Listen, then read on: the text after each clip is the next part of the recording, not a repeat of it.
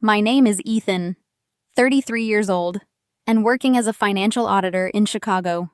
Today, my older brother Harrison and his wife Naomi drove their brand new Porsche to a rotting foreclosed property I just bought at a tax auction in Gary, Indiana.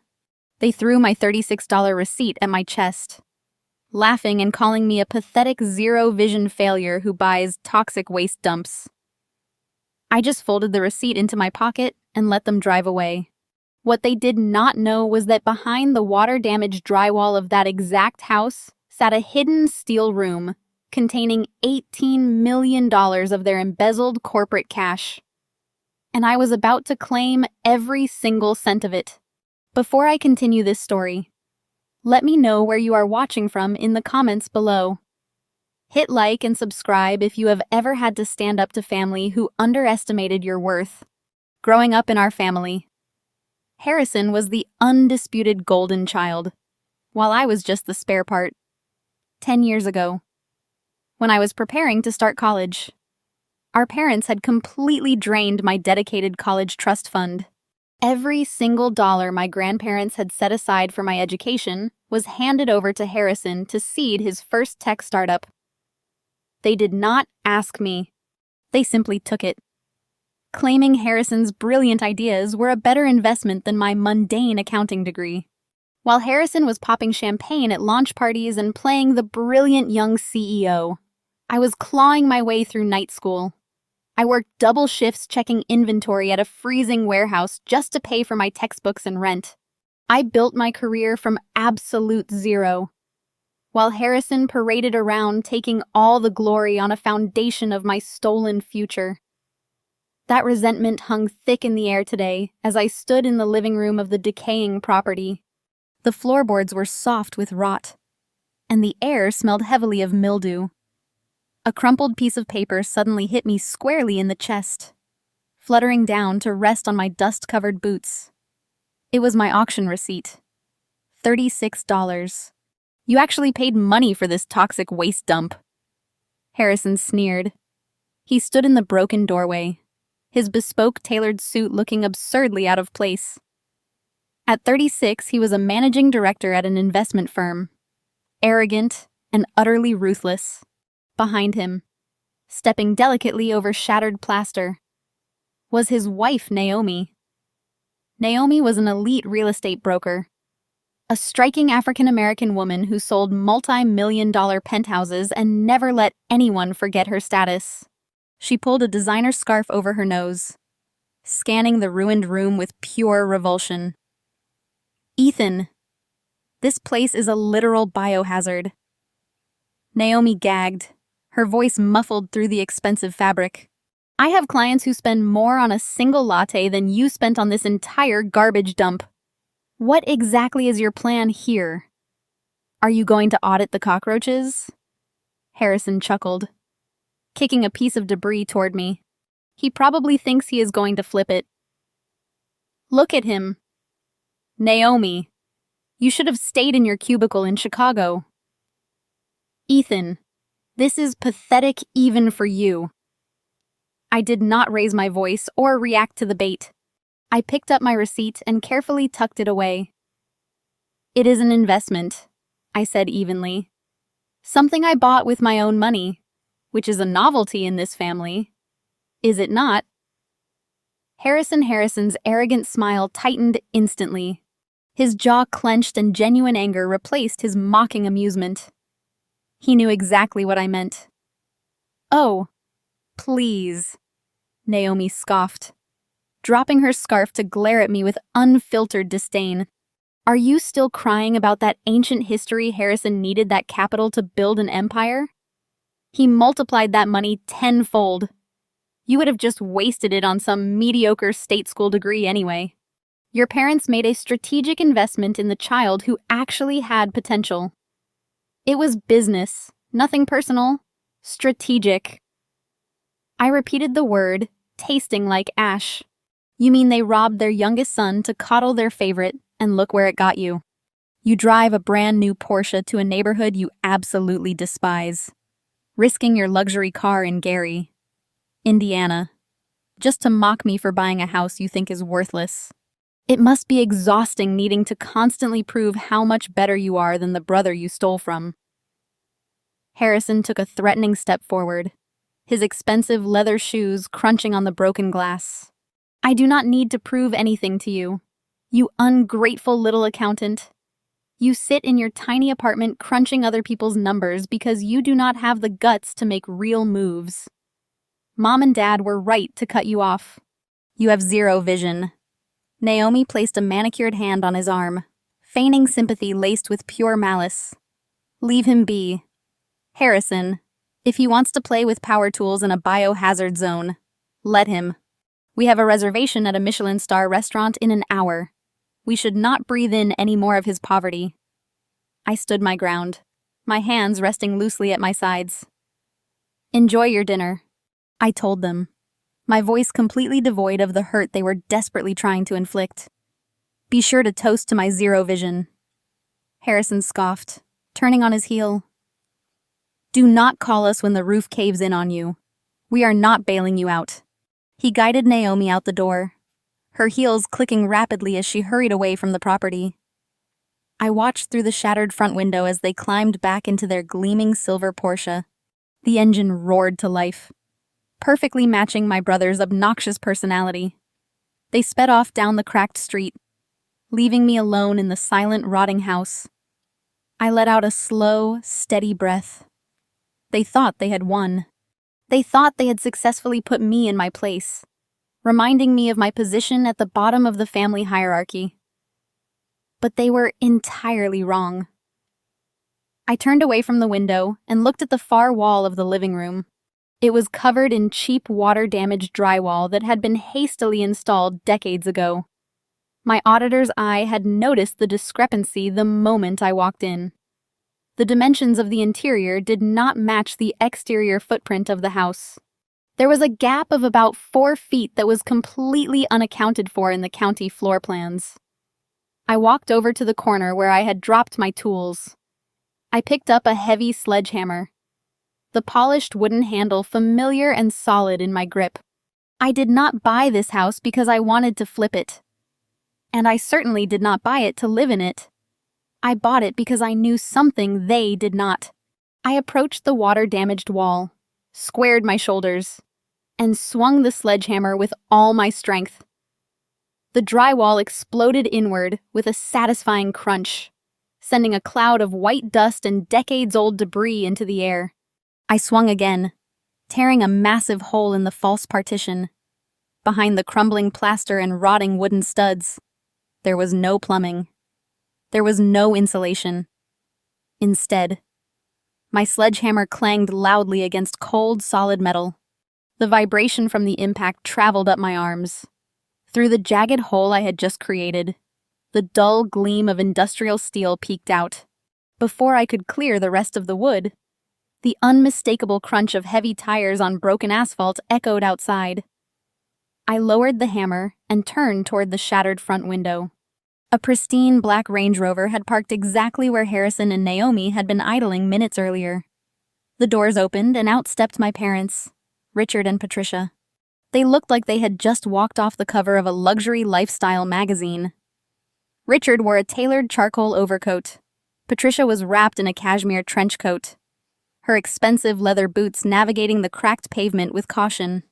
They did not look like parents coming to support their son. They looked like health inspectors visiting a contaminated quarantine zone. Harrison had undoubtedly called them from his car, eager to report my supposedly pathetic living conditions. Richard pushed the front door open with his umbrella, refusing to touch the rusted handle. He stepped into the living room, scanning the peeling linoleum floor. Disgust radiated from his every movement. Patricia followed closely behind him, clutching a designer handbag against her chest. Neither of them offered a greeting. There was no warm embrace or simple hello. They simply stared at me as if I were a stranger who had deeply offended them by existing. Your brother said you had lost your mind. Richard began, his voice booming. I thought he was exaggerating, but seeing you stand in this squalor covered in dirt swinging a hammer like a common laborer, I realized he was being generous. Ethan, this is a complete embarrassment. You are 33 years old.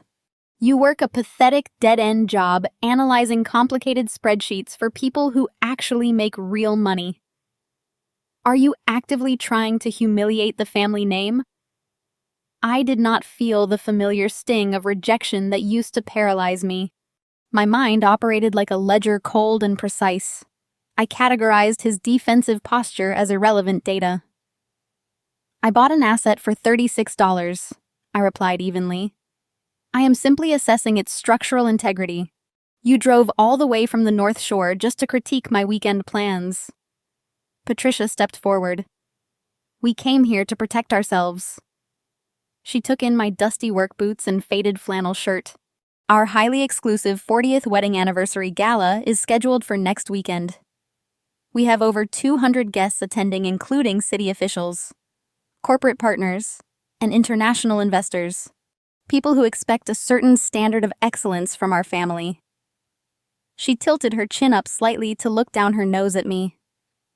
I am officially revoking your invitation. You are not to attend the gala.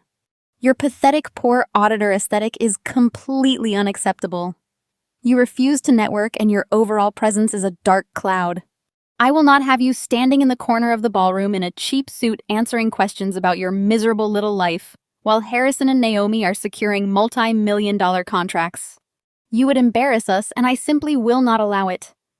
For a moment, the only sound was the wind rattling the loose window panes.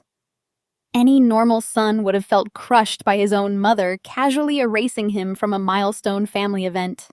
I felt absolutely nothing. The emotional detachment was my greatest strength. She wanted me to beg. She wanted me to apologize and promise to do better. She wanted the power trip of breaking my spirit. I gave her nothing. I understand completely. I said, my voice steady and completely devoid of any emotion. You need a flawless aesthetic for your corporate partners. My presence would disrupt that narrative. I accept your decision, Patricia. I will not attend the anniversary gala. I hope you and Richard have a highly successful evening. My absolute lack of resistance caught them off guard. Patricia blinked, her mouth tightening into a thin line. My cold logic robbed her of that satisfaction. Richard scowled, clearly irritated by my composure. You have always been cold, Ethan, he muttered. No ambition, no drive, and absolutely no family loyalty. You are perfectly suited for this rotting house. Enjoy your squalor. Without another word, Richard turned around and marched right out the door. Patricia lingered for a fraction of a second, her gaze sweeping over the dusty floorboards before she followed her husband. I stood completely still and watched them walk back to their Range Rover. The luxury SUV accelerated away from the curb, leaving behind a thick cloud of gray exhaust that slowly drifted across the broken sidewalk. I waited until the sound of their engine completely faded away. Then I walked over to the front door, pushed it shut, and engaged the heavy deadbolt. The toxic distractions were finally gone. I picked up the sledgehammer. I raised the heavy tool and began to swing, again and again. I smashed away the rotting drywall and splintered wooden studs. Chunks of plaster rained down around my boots as I systematically cleared the false partition. After 10 long minutes of intense physical labor, the entire structure was finally exposed. I dropped the sledgehammer and stepped forward to examine my discovery. It was a heavy, reinforced steel door completely hidden within the framing of the house. The metal was cold to the touch, secured by a heavy-duty commercial-grade locking mechanism, entirely out of place in a $36 foreclosed property. There were no visible hinges, indicating it was installed to withstand a serious breach. I brushed a layer of chalky white dust off the digital keypad integrated into the steel panel.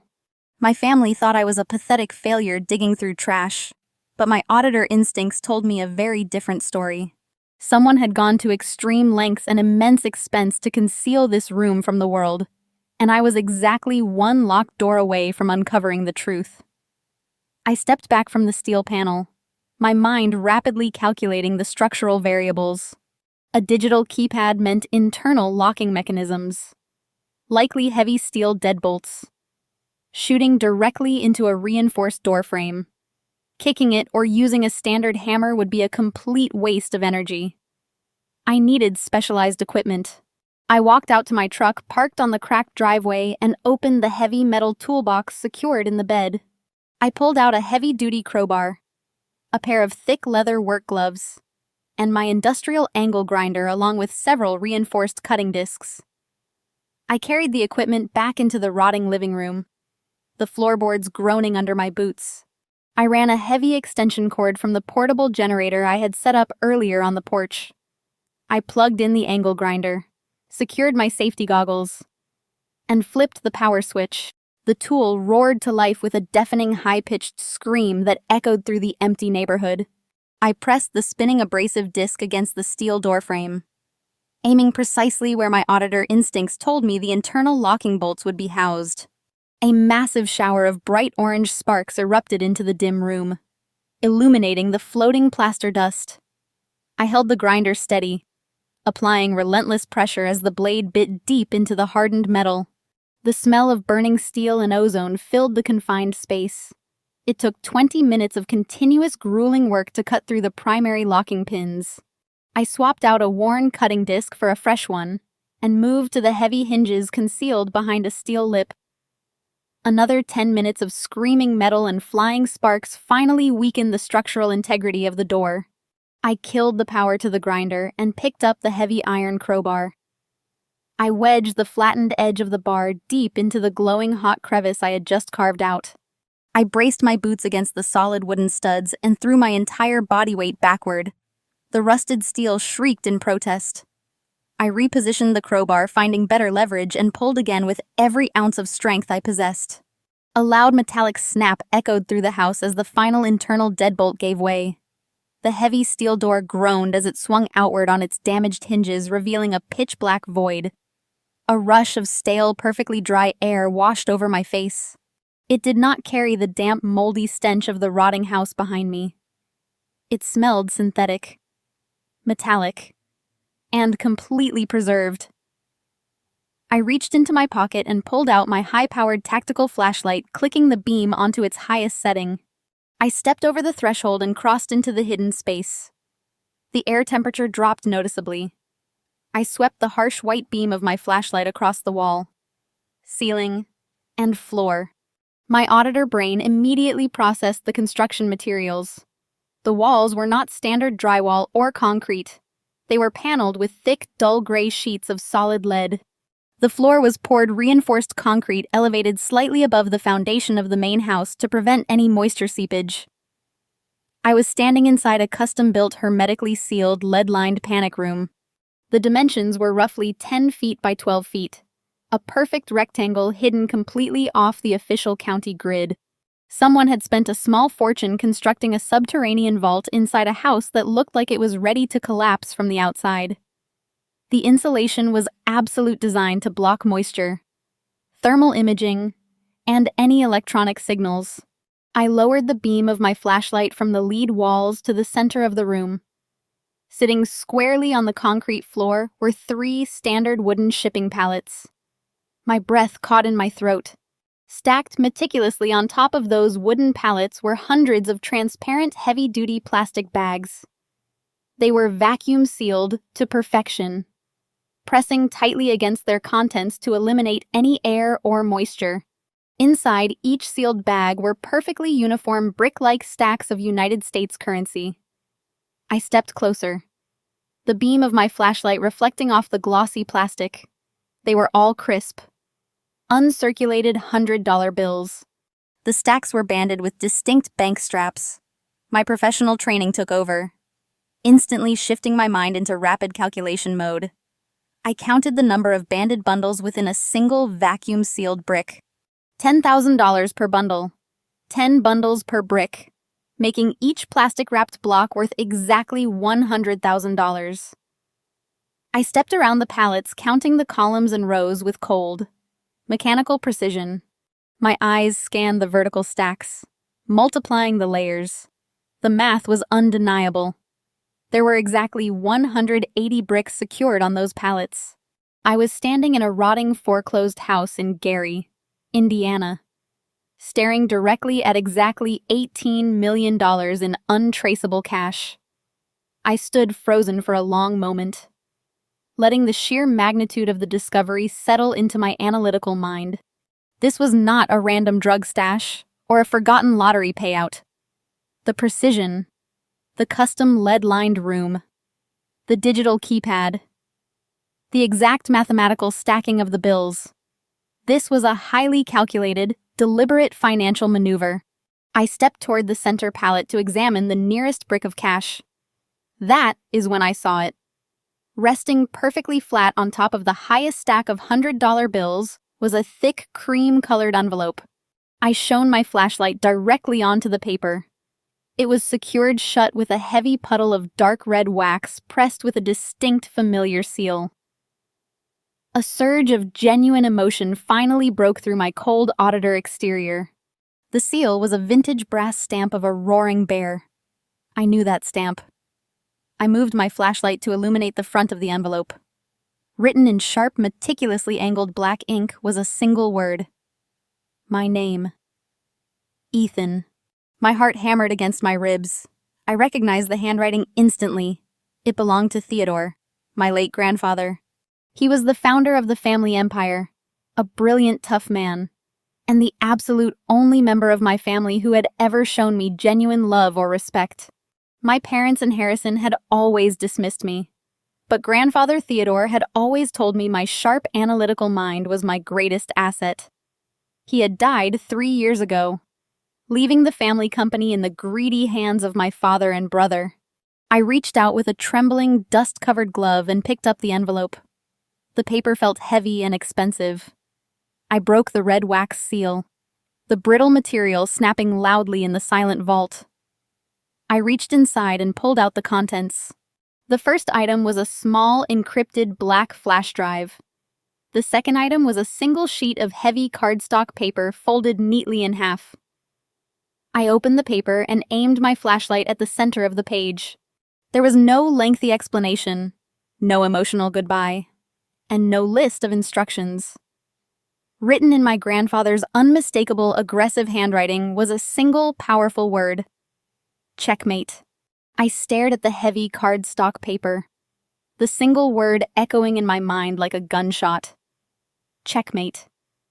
I carefully folded the paper and slid it back into the envelope along with the encrypted flash drive. I tucked the envelope securely into my interior jacket pocket. My auditor training dictated my next moves with absolute precision. I did not touch a single stack of the $100 bills.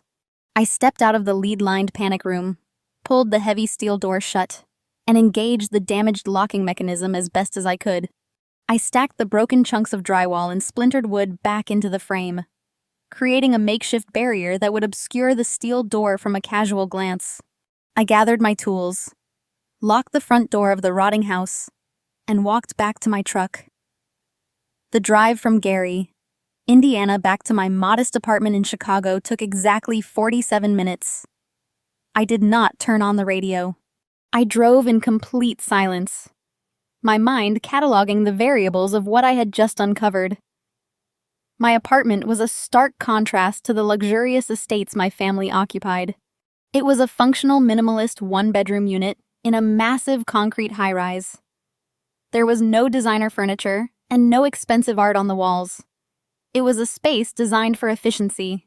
I walked straight to my home office setup, dropping my keys on the desk. I pulled my encrypted work laptop from my leather briefcase and powered it up. I bypassed the dual authentication protocols and stared at the blank desktop screen. I reached into my jacket pocket, pulled out the black flash drive, and plugged it into the secure port. A password prompt instantly flashed on the screen. The encryption software was military grade. Anyone else in my family would have been locked out permanently. But my grandfather and I shared the same analytical brain. We thought in patterns and numbers. I typed in the exact date my grandfather had founded his original company, followed by the coordinates of the first warehouse he ever purchased. The progress bar turned green. The drive decrypted instantly. 2 files appeared on my screen. The first was a massive spreadsheet labeled with a sequence of financial codes. The second was a single audio file. I clicked the audio file first. The room filled with the unmistakable gravelly voice of my grandfather Theodore. If you are listening to this, Ethan, it means my automated protocols worked and you found the vault. My grandfather's voice boomed through the speakers, steady and sharp. It also means I am dead and your father and brother think they have won. They think they successfully dismantled my life's work.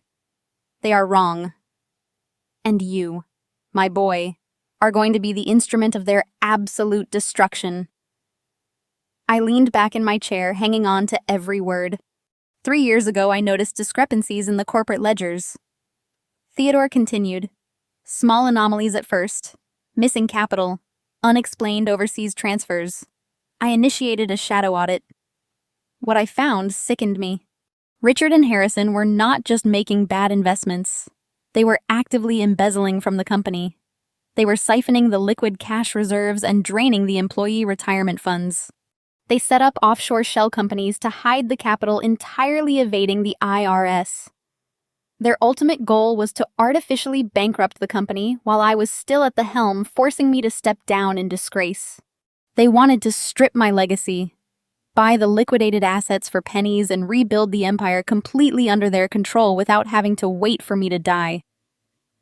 My jaw clenched. I knew my father and brother were arrogant, but the sheer scale of this financial treason was staggering.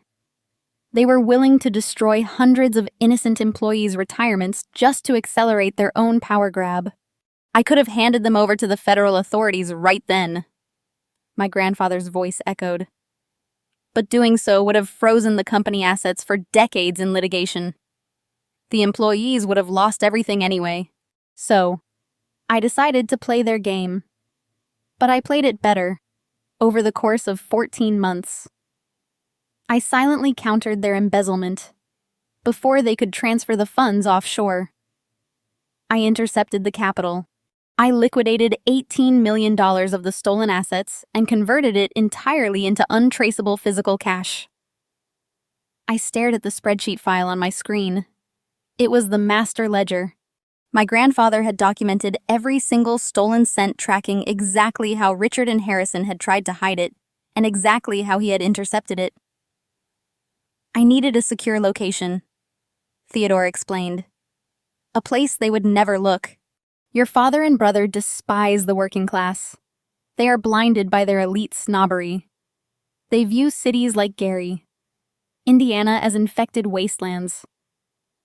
So, I bought an abandoned house through a dummy corporation. I hired a specialized contractor from out of state to build a lead-lined vault hidden within the structural framing. I stacked the $18 million inside. Then I dissolved the dummy corporation and intentionally stopped paying the property taxes. The sheer brilliance of the maneuver hit me. I let the county seize the property for delinquent taxes.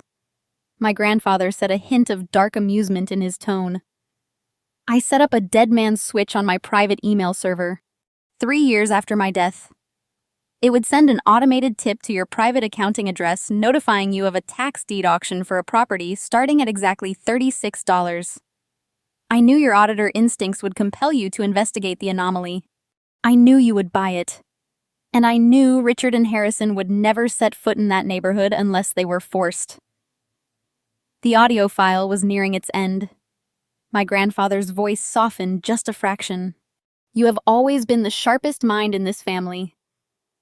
Ethan, they threw you away because they were terrified of your potential. Now you have the ledger proving their federal tax evasion and corporate embezzlement. You hold the $18 million in physical evidence. The board is set. The pieces are exactly where they need to be. It is your move. Ethan, finish the game. The recording stopped. The silence in my apartment was deafening. I opened the spreadsheet and cross-referenced the data with the public financial filings of Harrison's current investment firm. My eyes scanned the rows of numbers moving with lightning speed. The financial gap was glaringly obvious to a trained auditor. Harrison and Richard had built their new luxury empire on a massive deficit. assuming they would eventually recover the missing funds my grandfather had intercepted. I checked the corporate tax calendar. Harrison's firm was legally mandated to undergo a comprehensive IRS audit in exactly 4 weeks. They were short exactly $18 million in liquid capital to pass the federal stress test. Without that money, their entire house of cards would collapse, resulting in immediate federal indictments. I closed the laptop and leaned back in the darkness of my office. My family had spent my entire life treating me like a worthless piece of trash. They had stolen my future to fund their greed. Now they were standing on a financial landmine, completely unaware that I was the one holding the detonator. I did not feel angry. I felt incredibly focused. I was an auditor, and it was time to balance the books. Any ordinary person finding $18 million in untraceable cash would have lost their mind. They would have stuffed their pockets, booked a one-way ticket to a tropical island, and started buying luxury cars and designer watches. That is exactly how criminals get caught. Sudden influxes of unexplained wealth immediately trigger highly sensitive automatic red flags within the global banking system and the Internal Revenue Service. Furthermore, spending a single dollar of that money would instantly implicate me and my family's federal crimes. If I touched a single bill of that cash, I would instantly transform from an innocent bystander into a fully complicit active participant in massive corporate embezzlement and federal tax evasion. I would be handing my corrupt father and older brother the absolute perfect scapegoat. They would spin a narrative that I was the mastermind, that the disgruntled son had stolen the family fortune to fund a lavish lifestyle. I was an auditor. I dealt in facts, liability, and risk mitigation. I viewed the towering stacks of $100 bills not as wealth, but as highly radioactive toxic waste. My grandfather had not left me an inheritance to spend. He had left me the ultimate piece of physical evidence. My job was not to spend the money. My job was to use it as bait. By 6 o'clock the next morning, I was back on the road to Gary, Indiana. My truck was loaded with thousands of dollars in high-end military-grade surveillance equipment. I had spent the early hours of the morning draining my legitimate personal savings account to purchase the gear. I parked a block away from the foreclosed property to avoid drawing any attention from the neighbors. I carried the heavy equipment boxes through the broken front door and immediately got to work. I did not even look at the steel door hidden behind the crumbling drywall. The cash inside the vault was irrelevant to my current operational parameters. My sole focus was securing the perimeter. I spent 7 straight hours wiring concealed high-definition night vision-capable cameras into the structural framework of the house. I positioned one camera directly above the false wall angled downward to capture anyone attempting to breach the hidden room. 2 more cameras were embedded in the rotting ceiling joists of the living room, covering all points of entry. The exterior was blanketed with motion-activated sensors disguised as debris. I connected the entire network to a heavy-duty battery-backed cellular router hidden in the crawl space. Every single camera fed a continuous encrypted live stream directly to a secure server I hosted in my Chicago apartment. If a mouse crawled across the floorboards of that house, my phone would instantly alert me. Once the physical security was absolute, I handled the legal barriers, sitting in the dusty living room on an overturned bucket. I opened my laptop and tethered it to my cellular hotspot. I registered a new blind trust online, acting as the sole trustee. I legally transferred the title of the $36 property into the trust. This meant my name was officially wiped from the immediate public county records, creating a bureaucratic maze for anyone trying to quickly determine the owner. Next, I contacted a specialized commercial insurance broker. I purchased an ironclad heavy-duty liability and property insurance policy for the structure. I did not insure the $18 million inside.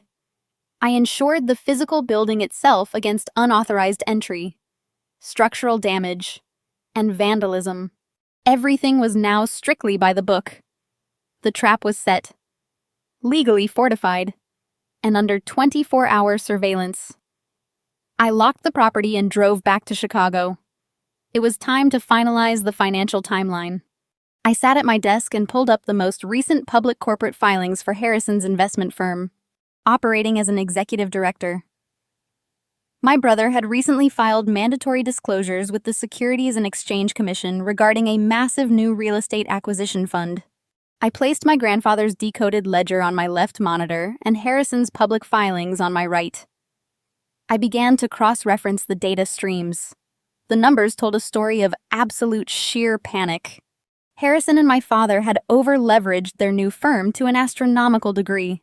They had committed capital they did not actually possess, relying entirely on the assumption that they would quietly retrieve the stolen $18 million to cover their massive liabilities.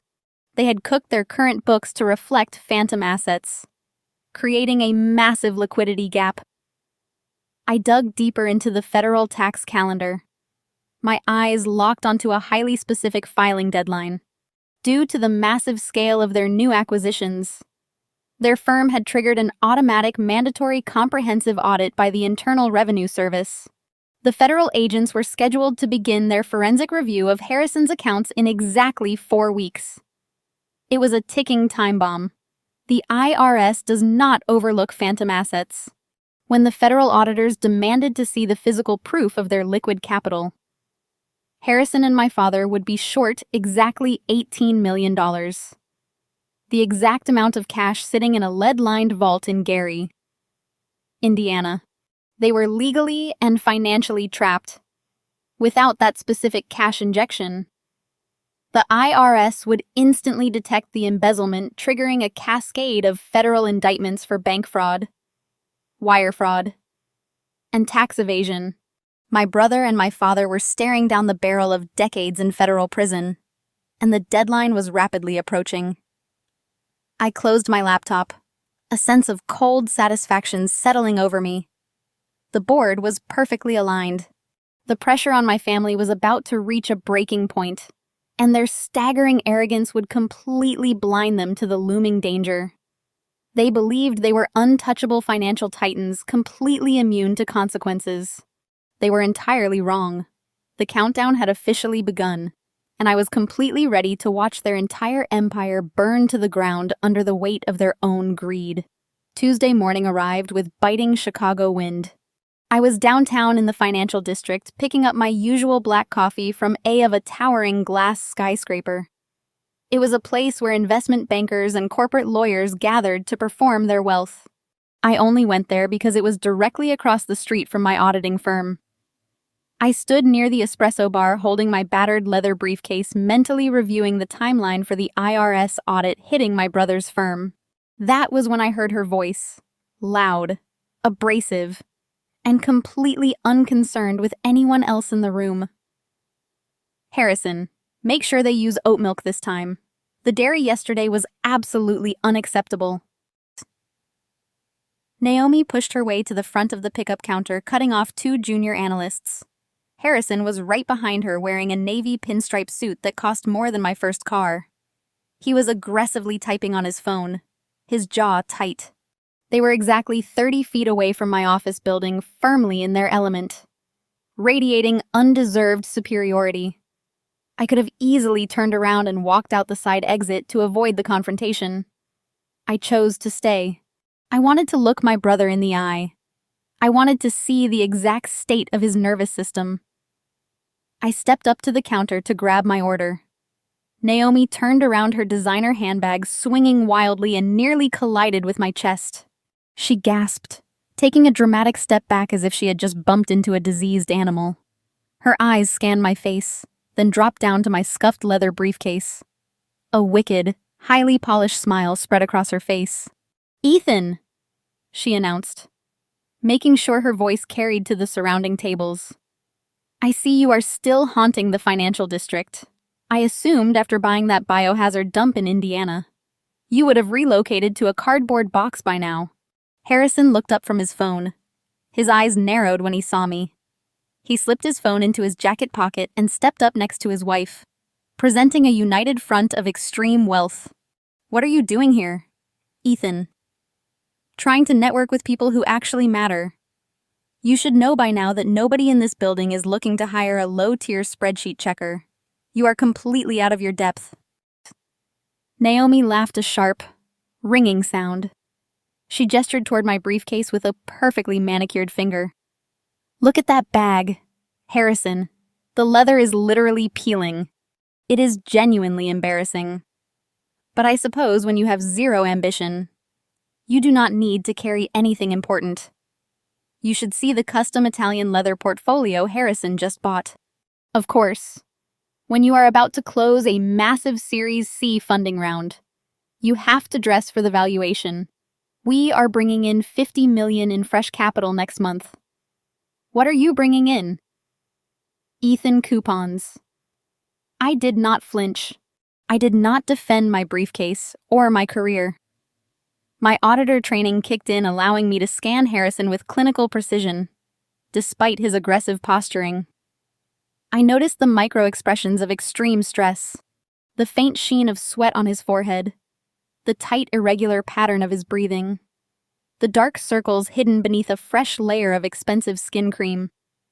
He was projecting extreme power, but his biological responses screamed sheer panic. He was a man standing on a trapdoor waiting for the floor to drop. I took a slow sip of my black coffee.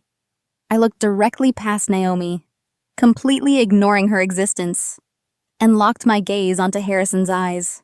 A Series C funding round, I said, keeping my voice incredibly calm and perfectly level. That is an aggressive move.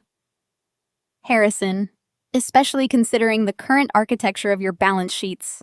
Scaling up with $50 million in venture capital is a massive commitment.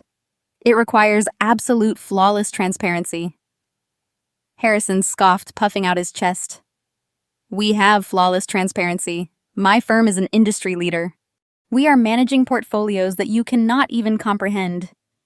I comprehend the math perfectly, I replied, my tone dropping to a quiet, lethal register. I also comprehend the extreme danger of phantom assets. You see, Harrison, venture capitalists are aggressive, but the federal government is meticulous. When an investment firm expands that rapidly, it triggers automatic federal oversight. It is standard protocol.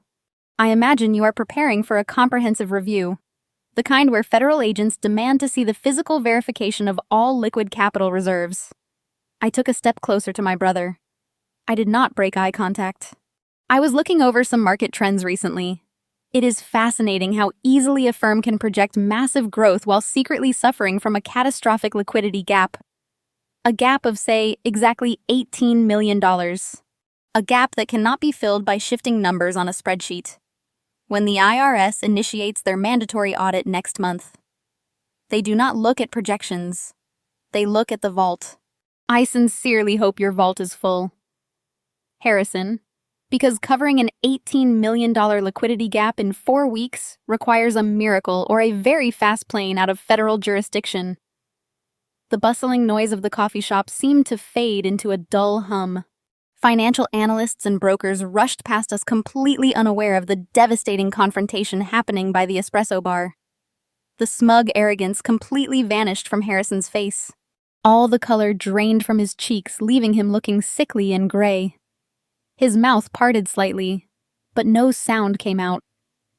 He stared at me with wide, terrified eyes. The psychological impact of my words hit him like a physical blow to the chest. I had just casually recited the exact highly classified details of his federal tax evasion and the precise dollar amount he had embezzled. I had just told him that I knew his execution date. Naomi, completely oblivious to the financial realities of her husband's crimes, crossed her arms impatiently. She tapped her expensive stiletto against the polished tile floor. She was a woman who demanded immediate compliance and adoration, and my blatant disrespect offended her core sensibilities. What nonsense are you rambling about now? Ethan, are you trying to sound smart using vocabulary words you read in a textbook? Harrison's vault is perfectly fine. Tell him. Harrison, tell him how pathetic he sounds. Harrison did not speak. He could not speak. His breathing grew wear and rapid. He looked physically ill. A bead of sweat rolled down his pale temple. His hands began to tremble at his sides. He glared at Naomi, desperate for her to stop talking, but he was too paralyzed by fear to form a coherent sentence. He knew I had the ledger. He knew I possessed the exact numbers that could destroy him. I gave him a slow, knowing smile. I adjusted my grip on my battered leather briefcase and stepped around them toward the exit. I walked away feeling a profound sense of clarity. The psychological warfare had been perfectly executed. I had planted the seed of absolute terror in his mind without making a single direct threat. I did not mention the house in Gary, Indiana. I did not mention our late grandfather Theodore. I simply weaponized the raw financial data and let his own guilt do the heavy lifting. Enjoy the oat milk. Naomi, I said over my shoulder. And Harrison, make sure you double-check your math. Federal prison suits do not come tailored. I pushed through the heavy glass doors and walked out into the biting Chicago wind. I left my brothers standing frozen in the middle of the crowded coffee shop, sweating profusely. Suddenly realizing that the poor auditor he despised held the absolute power to destroy his entire life.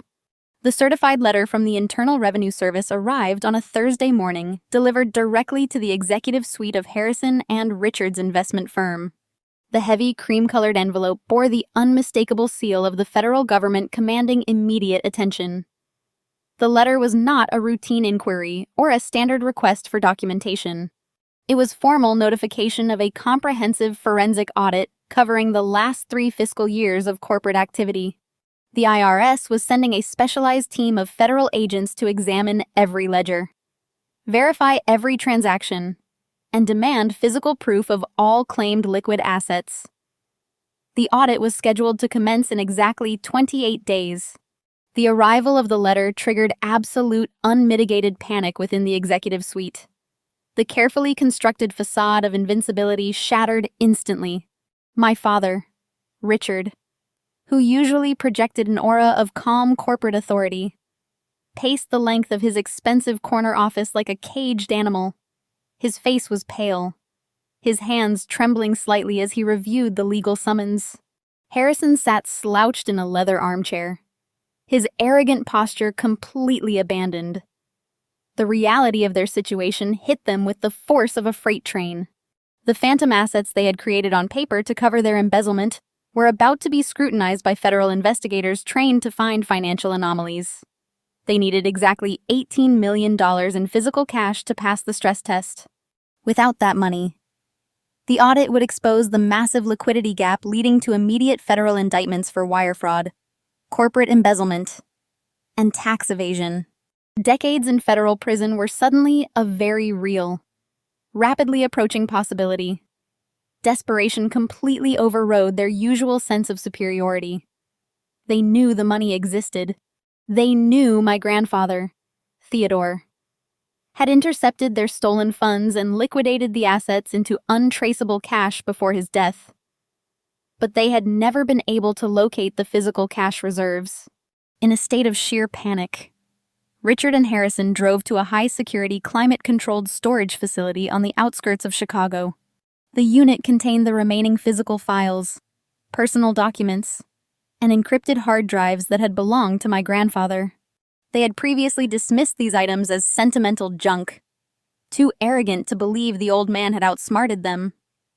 Now their freedom depended on finding a single clue hidden within those boxes. They tore through the storage unit with frantic, destructive energy. Expensive designer suits were covered in dust as they ripped open cardboard boxes, dumping decades of corporate history onto the concrete floor. They scoured old tax returns, property deeds, and personal correspondence. They were looking for an anomaly, a hidden bank account, a safety deposit box, anything that could point to the location of the missing $18 million. Sowers bled into the night. Exhaustion and fear fueled their frantic search, just as they were about to abandon hope. Harrison found a small, heavy iron lockbox hidden at the very bottom of a crate, marked with my grandfather's personal seal. He smashed the lock with a hammer, prying the lid open. Inside the lockbox was a single manila folder. It contained a series of seemingly mundane documents. a certified property appraisal, an environmental impact report, a land survey detailing soil composition. All the documents were related to a specific address located in a severely depressed industrial zone in Gary, Indiana. My grandfather had intentionally left this breadcrumb trail. He knew their arrogance would prevent them from looking in the Rust Belt unless they were absolutely desperate. He knew, snorts, they would eventually find the folder when their crimes finally caught up with them. Harrison grabbed the property deed from the folder. His hands shook as he read the address. It was the exact same property I had purchased at the tax auction just weeks prior. The rotting, toxic waste dump they had ruthlessly mocked me for buying. The realization hit Harrison like a physical blow. The $18 million was not hidden in a Swiss bank account or a luxury high-rise. The money was hidden inside the very house he had stood in, insulting my ambition and zero vision. The money is in Gary.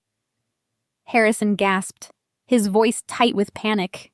Theodore hid the cash in that rotting house. That is why he kept all these structural reports. He built a vault. Richard snatched the deed from his son's hands, his eyes wide with disbelief. That makes no sense. Why would he hide $18 million in a neighborhood like that? And why would he let the property go to a tax deed auction? Because he knew we would never look there. Harrison realized the horrifying truth dawning on him. He set a trap. He let the county seize the property knowing the auction would eventually trigger. Harrison pulled out his phone, his fingers flying across the screen as he accessed the public county tax records for Gary, Indiana. He typed in the property address, bypassing the initial search parameters to dig into the recent transaction history. He needed to confirm the current legal owner. He needed to know if the county still held the deed or if a random investor had unknowingly purchased a fortune. The database loaded, the screen refreshed, displaying the updated property records. The color completely drained from Harrison's face. He stopped breathing. The name of the new legal owner was displayed in stark black and white text. It was not the county. It was not a random real estate developer. The property and the $18 million hidden inside its walls was legally owned by the blind trust I had established, and the sole trustee listed on the public record was Ethan. "Dad," Harrison whispered, his voice trembling with sheer terror. "Ethan owns the house. He bought it at the auction." Richard stared at the phone screen, his expression shifting from disbelief to absolute horror. The son they had disowned, the poor auditor they had publicly humiliated, the man they had relentlessly mocked just days ago, now legally controlled the exact asset they desperately needed to avoid federal prison. The psychological warfare I had initiated at the coffee shop suddenly made terrifying sense to them. I did not just suspect their crimes. I possessed the physical evidence. The trap had sprung, and they were caught completely off guard. The realization that their fate rested entirely in my hands paralyzed them with fear. The power dynamic had shifted instantly and irrevocably. The paralysis that gripped my father and brother in that storage unit did not last long. For men like Harrison, sheer terror rapidly mutates into reckless, destructive action. Logic dictates that when you are under federal scrutiny, you tread lightly. But desperation completely overrode my brother's basic reasoning. The IRS audit was breathing down his neck. The $18 million was the only thing standing between him and a federal prison cell, in his frantic, arrogant mind. He convinced himself of a highly convenient narrative. He assumed I was just a naive accountant who bought a cheap property on a whim. He rationalized that there was absolutely no way I could have discovered a custom-built concealed vault hidden behind the drywall in just a matter of days. He believed the cash was still sitting there untouched and undetected, waiting for him to claim it. Harrison decided to bypass the legal system entirely. He could not send his corporate lawyers to demand the money without admitting the funds existed and triggering the exact IRS investigation he was trying to avoid. He needed a surgical strike. He needed the cash extracted quietly and immediately, operating entirely outside his comfortable world of boardrooms and luxury dinners. Harrison ventured into the criminal underbelly, using untraceable cash. He hired 2 local enforcers. These were not sophisticated professionals. They were heavy-handed thugs accustomed to kicking down doors and intimidating tenants. Harrison paid them a premium for total discretion and immediate action. The plan was brutally simple. Break into the rotting house and Gary smash through the false wall, load the heavy vacuum-sealed bricks of cash into a rented cargo van, and vanish into the night before I ever knew someone had breached my property. At exactly 2 o'clock in the morning, the harsh industrial landscape of Gary, Indiana was swallowed by thick, oppressive darkness. The streetlights in that particular neighborhood had burned out years ago and were never replaced. A heavy cargo van rolled to a slow stop half a block away from my property. The engine cut off. The door slid open with a muted metallic scrape. 3 figures stepped out into the freezing night air. Harrison led the way. His expensive designer coat swapped for a dark hoodie and a pulled-down baseball cap.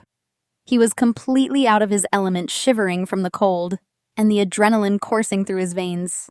Flanking him were the 2 hired men carrying heavy canvas duffel bags filled with industrial-grade bolt cutters, sledgehammers, and crowbars. They moved quickly across the cracked pavement, their heavy boots crunching softly against the scattered debris. Harrison directed them straight toward the front porch. The rotting wood groaned under their combined weight. One of the men pulled a massive pair of bolt cutters from his bag, stepping up to the heavy deadbolt I had secured just days prior. Harrison stood right behind him, his eyes darting nervously down the empty street. He was sweating profusely despite the biting wind. He was literally minutes away from securing his salvation. He thought he had outsmarted me.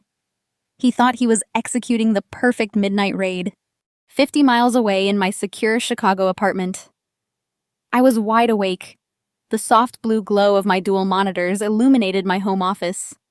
I was currently running a forensic analysis on a separate corporate account, my mind fully engaged in the numbers. Then my phone illuminated silently on my desk. The screen displayed a stark red banner. A motion sensor alert had just been triggered. I set down my pen and picked up the device. I opened the encrypted security application I had installed. The software instantly connected to the hidden cellular router buried in the crawlspace of the Gary property. A crisp, high-definition, military-grade night vision feed filled my screen. The visual was absolute perfection.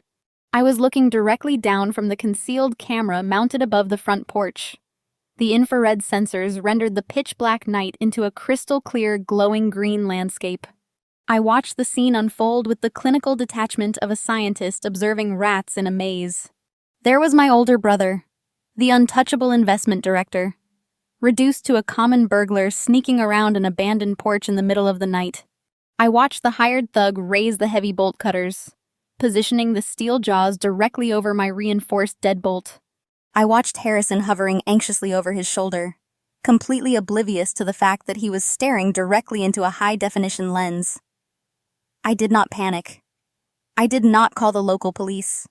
Involving local law enforcement would require explaining the $18 million, which was completely out of the question until my federal whistleblower case was fully prepared. I needed to handle this internal threat personally. I needed to shatter Harrison's psyche so completely that he would never attempt a physical breach again. I waited for the exact right second. I watched the thug tighten his grip on the handles of the bolt cutters. He braced his boots against the doorframe, preparing to snap the lock.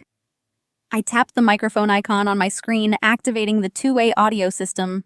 The concealed high-decibel outdoor speakers mounted under the porch eaves crackled to life. I leaned close to my phone, keeping my voice incredibly smooth, completely devoid of any anger or panic.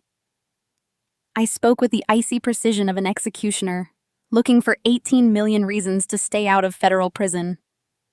Harrison, you are trespassing on private property. The sound of my voice blasted through the dead silence of the neighborhood, echoing off the surrounding abandoned houses. The effect was instantaneous and absolute.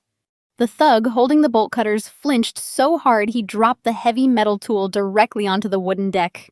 The loud clang shattered the quiet night. The two hired men whipped their heads around, scanning the dark porch in absolute terror. They had been paid to break into an empty, forgotten house. They had not signed up for a highly monitored, heavily secured facility equipped with two-way surveillance. The realization that they were being watched by an unseen entity, an entity explicitly mentioning federal prison, triggered their immediate survival instincts. Without saying a single word to Harrison, the two thugs abandoned their duffel bags, jumped off the side of the porch, and sprinted down the street toward their cargo van in sheer panic. Harrison did not run. He could not run, the sound of my voice paralyzing him completely. He stood frozen on the rotting wooden planks, his eyes wide with absolute horror. He stared up at the dark ceiling of the porch, desperately trying to locate the hidden speakers. His breathing was rapid and shallow, visible in the cold night air. The arrogant investment director was entirely broken. He realized in that agonizing moment that I had not just bought a house. I had found the vault. I had found the money. I had secured the perimeter, and I was watching his every single move. The trap had slammed shut, and he was standing right in the middle of it. The sun had barely risen over the Chicago skyline when the aggressive, rapid-fire knocking echoed through my apartment. I was already awake, sitting at my kitchen island with a cup of black coffee, reviewing the recorded security footage from the Gary property.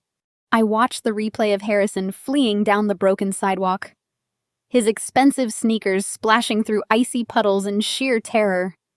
I closed the laptop. I knew exactly who was on the other side of my front door.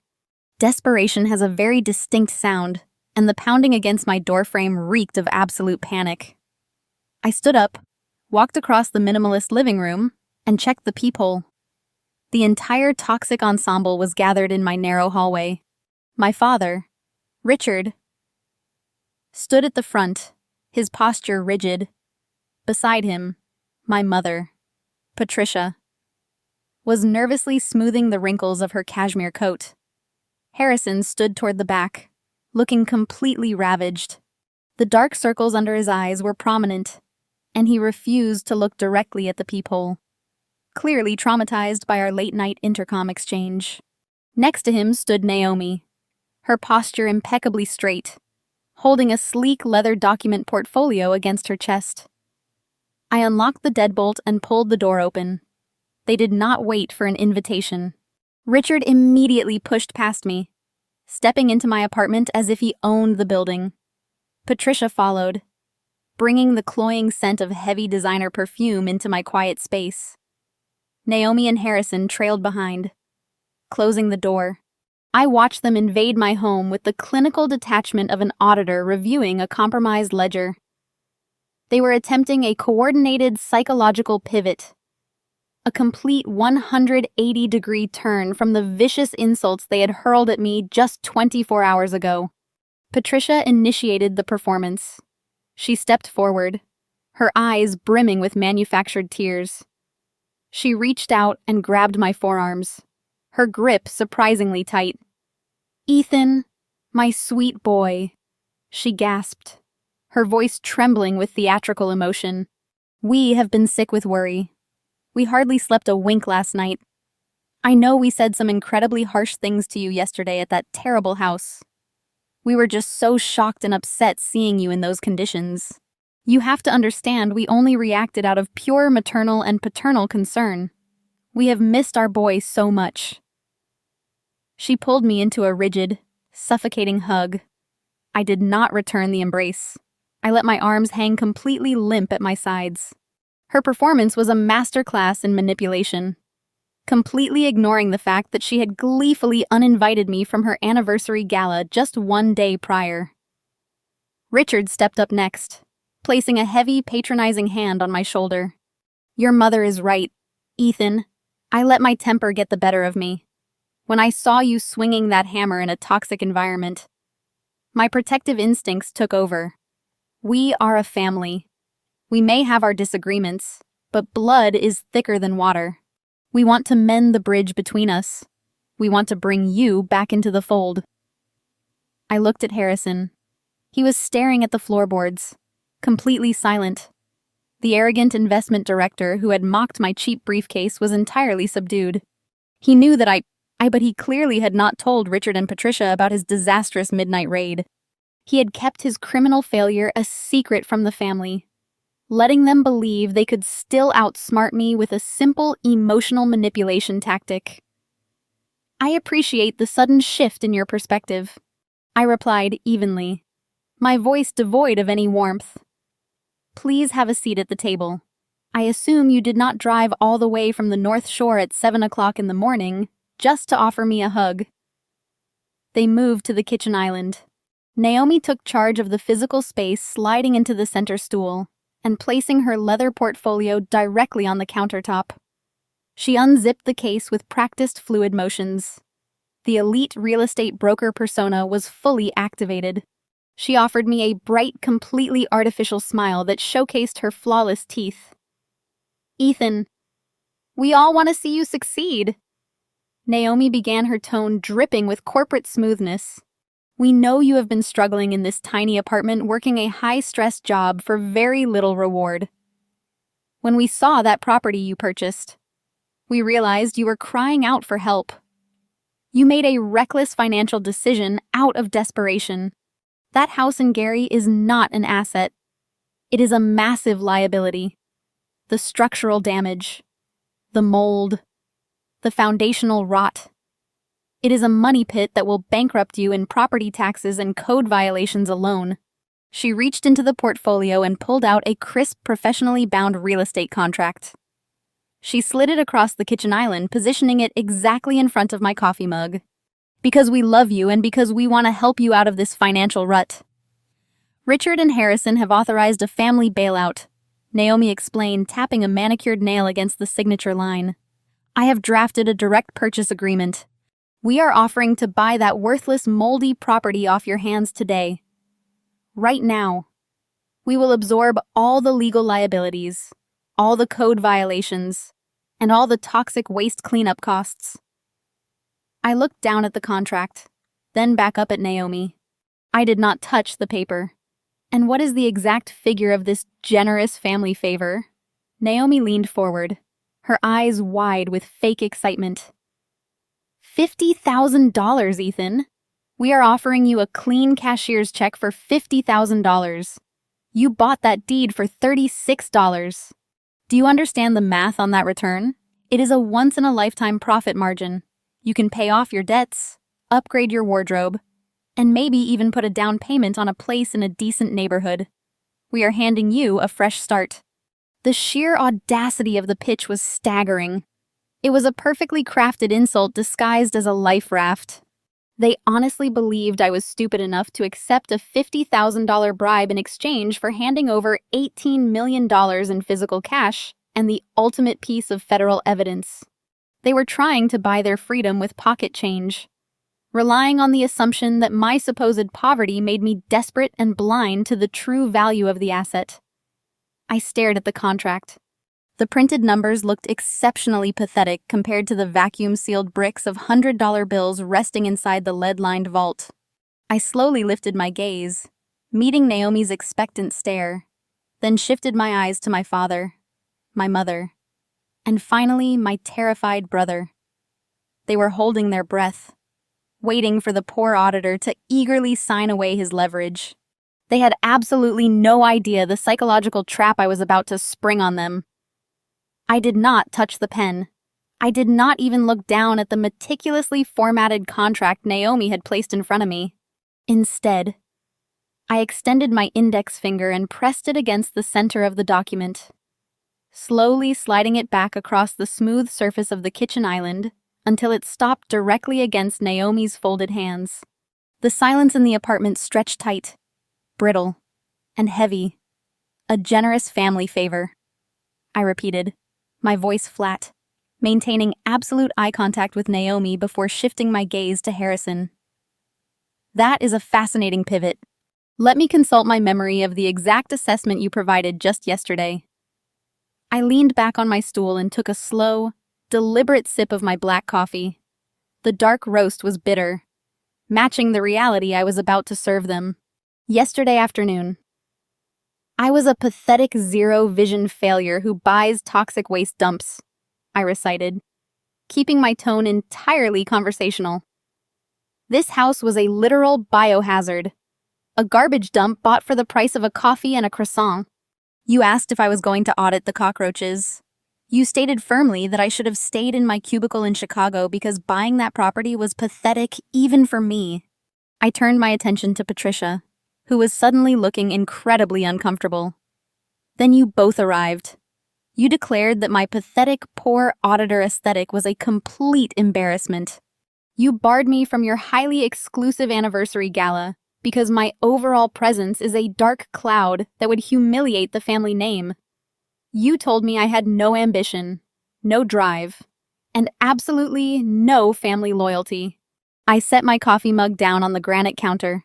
The ceramic clinked sharply in the quiet room. So, I continued folding my hands together on the table.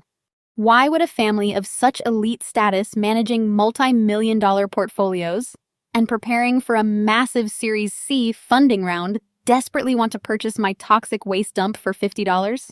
000 at 7 o'clock in the morning. It seems like a terrible return on investment for people who claim to possess such flawless financial transparency. The fake smiles vanished. The manufactured maternal warmth evaporated instantly from Patricia's face, replaced by a cold, hard glare. Naomi snatched the contract off the counter, her perfectly manicured fingers crinkling the expensive paper. The facade of the loving, concerned family collapsed completely, leaving only the ugly, desperate reality of their true nature. You smug, ungrateful little bastard, Naomi spat, her voice dropping its professional cadence and taking on a venomous edge. We are offering you a way out. Take the money and hand over the deed before you get yourself involved in things you cannot possibly comprehend. I comprehend perfectly, I replied, my voice dropping to a low, lethal register. I comprehend that Harrison tried to break into my property at 2 o'clock this morning with bolt cutters and hired thugs. I comprehend that he ran away like a terrified child the second he realized I was watching him on a live security feed. Patricia gasped, turning to stare at Harrison in pure shock.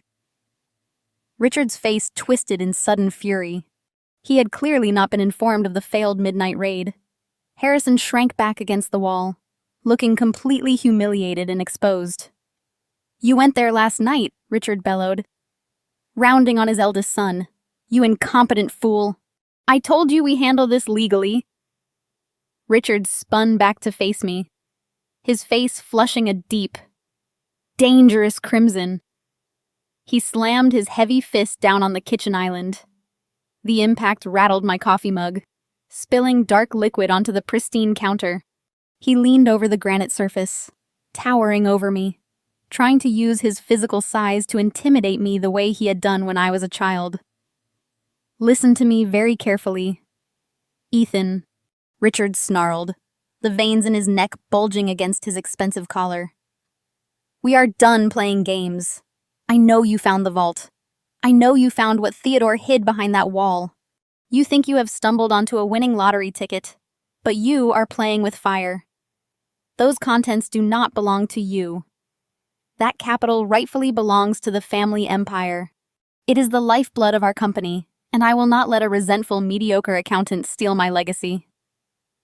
Your legacy, I said, tilting my head slightly.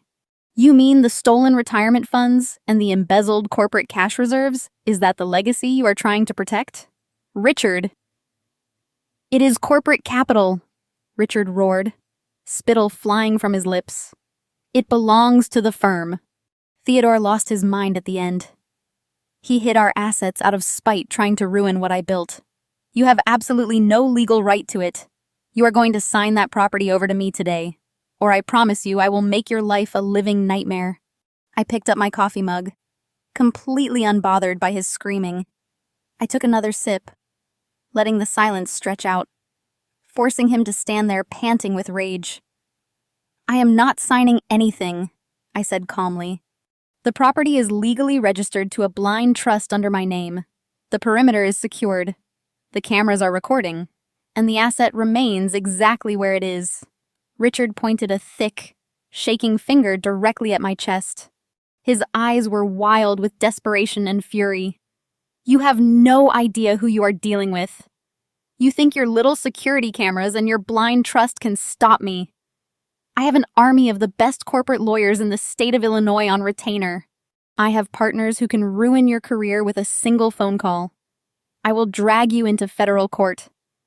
I will bury you in litigation until you are bankrupt and homeless. I will tie you up in so many legal injunctions that you will be begging me to take that house off your hands. I will crush you. Ethan, I will take that property by force and I will leave you with absolutely nothing." He stood there, at weapons. I looked at his pointing finger. Then I looked up into his enraged, panicked eyes, and slowly, deliberately, I smiled. It was a cold, calculated smile. A smile of absolute victory. "Good," I said softly, my voice cutting through the thick tension in the room. "I highly encourage you to do exactly that. Richard, send your lawyers, file the lawsuits, drag me into federal court, and demand that the asset be returned to you. I look forward to it." Richard stormed out of my apartment, slamming the door hard enough to rattle the picture frames on the walls. The rest of them followed suit, a parade of defeated arrogance retreating into the hallway. I locked the deadbolt behind them, the heavy metallic click signaling the start of a much larger war. They had their marching orders, and I knew precisely how predictable they were. They operated on the fundamental belief that whoever screams the loudest and spends the most money controls the narrative. By Tuesday morning, the assault on my reputation was operating at full capacity. Naomi was a master of high society character assassination, and she unleashed her wealth and influence to destroy my credibility. She leveraged her extensive real estate network to wage a quiet, vicious whisper campaign across Chicago's elite circles. Through the digital grapevine of professional platforms and mutual industry contacts, her fabricated story began to circulate like poison. According to Naomi, the stress of my mediocre auditing career had triggered a severe, irreversible psychological breakdown. I was painted as an unhinged, estranged relative who had become dangerously obsessed with the family finances, squatting in toxic, condemned properties, and making erratic threats against my own blood. She carefully seeded these rumors with just enough fake sympathy to make them believable. People in my professional orbit began giving me strange looks. Valued clients abruptly canceled meetings. My digital footprint was suddenly radioactive, stained by the manufactured narrative of a man losing his grip on reality. Richard did not rely on whispers. He utilized raw corporate leverage. On Wednesday afternoon, I was summoned to the executive suite of my auditing firm. The two senior managing partners were waiting for me, their expressions grim and unreadable. Human resources personnel were seated at the far end of the long mahogany table. They informed me that a highly influential corporate entity had lodged a formal complaint against my professional conduct. Richard had contacted the board directly.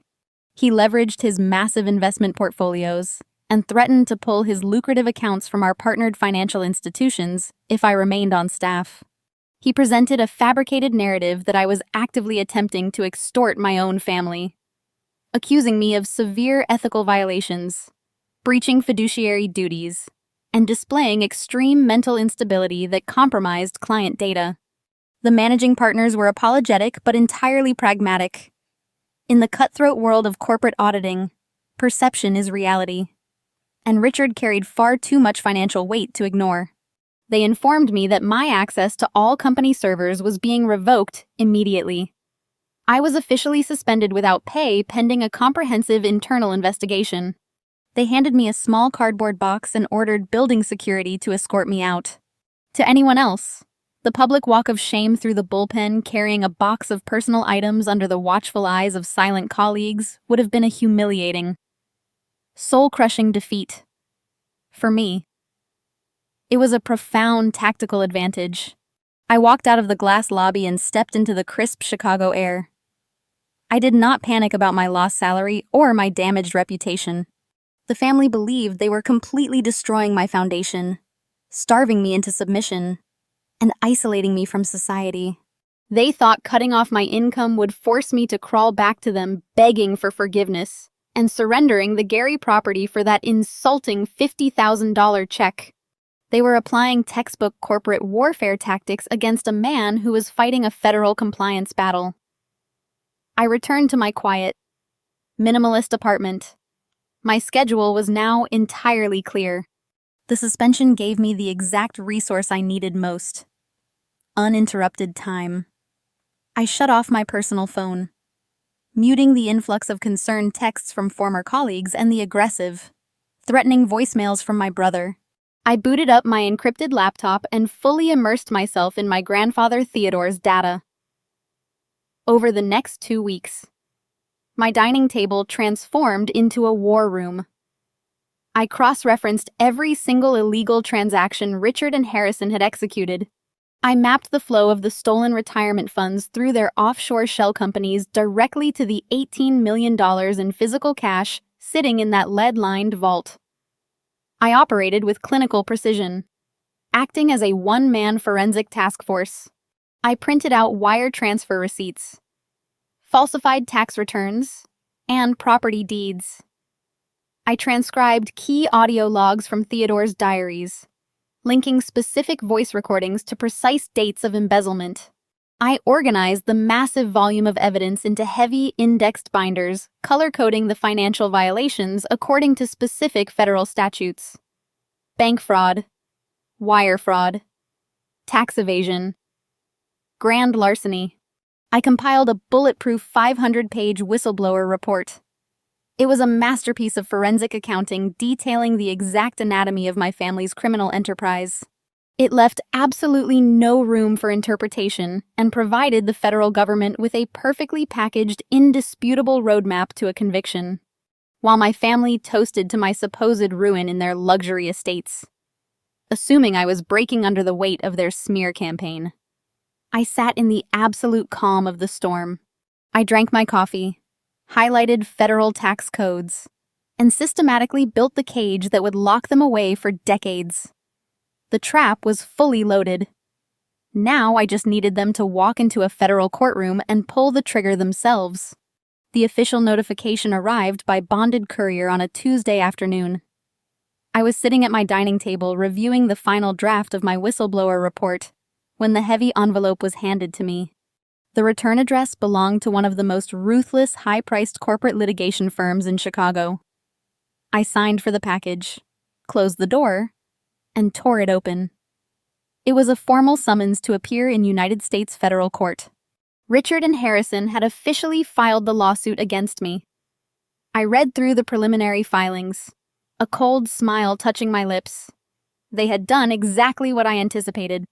Desperation had forced them to commit their narrative to the legal record. The lawsuit claimed that my grandfather, Theodore, had suffered a severe mental decline in his final years and had unlawfully transferred $18 million of vital corporate cash reserves out of the family firm. They alleged that he had hidden these funds within the structural framing of the Gary, Indiana property. The most damning part of their filing, however, was their explanation of my involvement.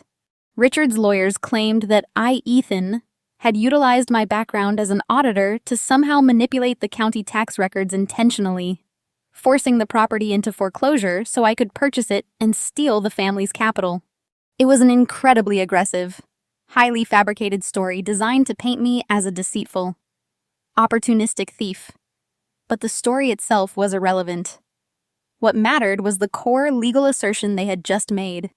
By filing this lawsuit in federal court, Richard and Harrison had officially legally declared that the $18 million hidden inside that lead-lined vault belonged entirely to their firm. They had staked their claim. I flipped to the attached exhibits. My jaw tightened as I reviewed the supplementary documents. Richard had not just hired expensive lawyers.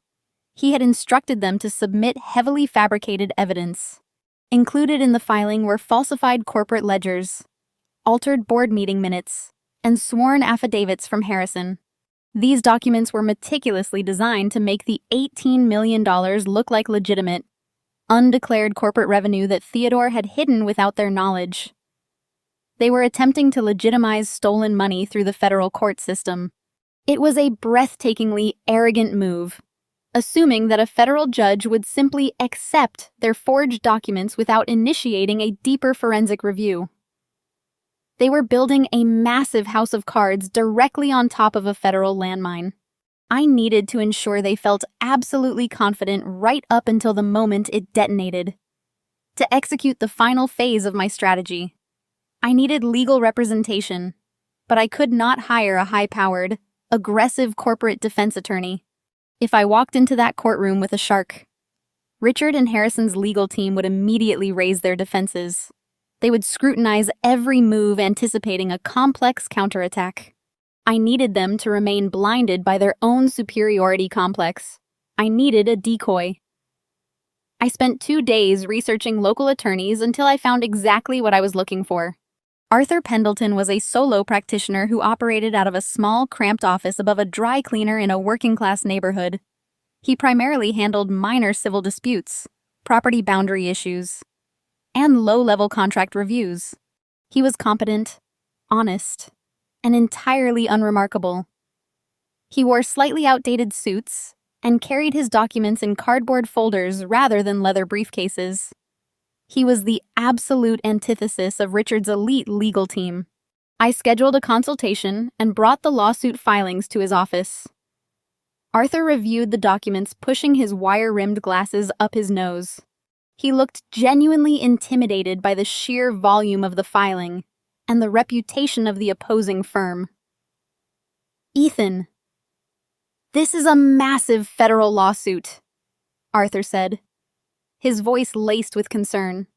"The firm representing your father and brother. They are absolute sharks. They specialize in burying defendants in procedural motions and crushing them with legal fees. I am a small-town lawyer. I do not have the resources to fight a prolonged war of attrition against these people. I am not asking you to fight a war." "Arthur," I replied calmly, "I am asking you to facilitate a surrender." Arthur blinked, clearly confused. "A surrender. You want to hand the property over to them. I want you to handle the procedural filings," I explained. "I need you to represent me during the initial depositions and ensure all deadlines are met. You do not need to build an aggressive defense strategy. I simply need you to be my official counsel on record. I will handle the actual defense strategy myself. Your job is to keep the process moving forward without drawing any unnecessary attention." I slid a check for his retainer across the desk. It was a modest sum, completely appropriate for a lawyer of his standing.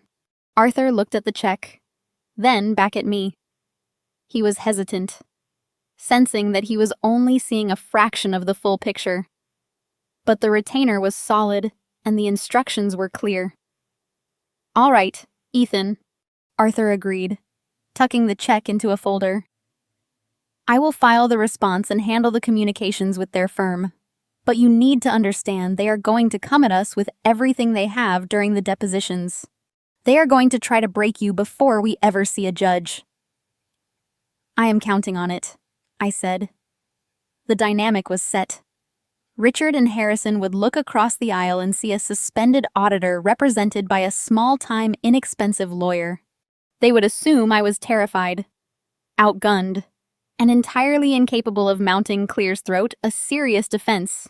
Their expensive lawyers would feel arrogant and overconfident, treating the case as a trivial formality.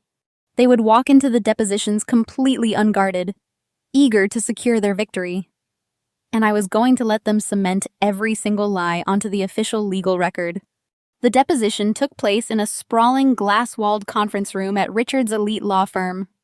It was a space designed entirely to intimidate. The table was polished mahogany, stretching the length of the room. The view overlooked the Chicago skyline, a subtle reminder of the power dynamics at play. I arrived with Arthur, my modest attorney, who looked slightly pale as he set his cardboard folders down on the expensive wood. Across from us sat a phalanx of high-priced corporate litigators. They wore custom suits and looked at Arthur with barely concealed contempt. Richard and Harrison sat at the center of their legal team. They looked relaxed, exuding the arrogant confidence of men who believed they had already won. Sitting in the plush leather chairs at the back of the room were Patricia and Naomi. They had come as spectators, eager to watch the poor auditor be publicly dismantled. Throughout the entire proceeding, they smirked, checking their designer watches, and leaned in to whisper catty, insulting remarks to each other, making sure I could see their absolute disdain. The lead litigator for my family's firm was a man named Sterling. He had the aggressive, predatory posture of a seasoned corporate shark. He initiated the questioning with rapid-fire intensity, attempting to overwhelm me with legal jargon and aggressive posturing. "Ethan." Sterling began leaning across the table and locking eyes with me. "Can you explain to this room how a suspended entry-level auditor miraculously discovered a hidden vault containing $18 million inside a condemned property in Gary, Indiana? A property you purchased for $36 immediately before discovering the cash. Are we expected to believe this was a remarkable coincidence or a highly orchestrated theft?" I shifted in my chair, allowing my shoulders to slump slightly. I broke eye contact with Sterling, looking down at my hands. I needed them to see exactly what they expected to see, a frightened, desperate man who was out of his depth. "I saw the auction listing," I answered, my voice intentionally quiet and slightly hesitant. I thought it was a good investment opportunity. I was doing structural checks when I found the room. I did not know what was inside. Sterling pounced on my hesitation. He practically sneered. "You did not know what was inside, yet you immediately established a blind trust. You installed military-grade surveillance. You acted with the precision of someone who knew exactly what they were stealing from their own family's corporate reserves." Arthur interjected, attempting to defend me. "Objection. Counsel is badgering the witness and making unfounded assertions." Sterling waved Arthur off dismissively, not even looking at him. "The facts are the facts, counselor. My clients, Richard and Harrison, have provided extensive documentation proving that this cash was a vital corporate asset temporarily stored by Theodore before his passing. Your client, acting with deceptive intent, exploited his background in auditing to locate and secure this property, effectively attempting to extort his own family." I let Sterling build his narrative. I answered his aggressive questions with short, non-committal responses. "I do not know. I cannot recall. I was just checking the drywall." Every hesitant answer I gave fueled their arrogance. Richard leaned back in his chair, a smug smile spreading across his face. Harrison chuckled under his breath, shaking his head at my apparent incompetence. In the back of the room, Naomi actually rolled her eyes, whispering something to Patricia that made them both laugh quietly. They thought they were breaking me. They thought their aggressive tactics were wearing down my resolve, preparing me to accept a pitiful settlement just to make the nightmare stop. They had no idea I was expertly managing the flow of the deposition. I was purposefully providing weak defensive answers to ensure that they felt compelled to aggressively assert their ownership of the money. I needed them to put their claims on the official legal record under oath, where they could never take them back. "Let us be absolutely clear for the record," Sterling stated, his voice booming in the quiet conference room. He turned to Richard and Harrison.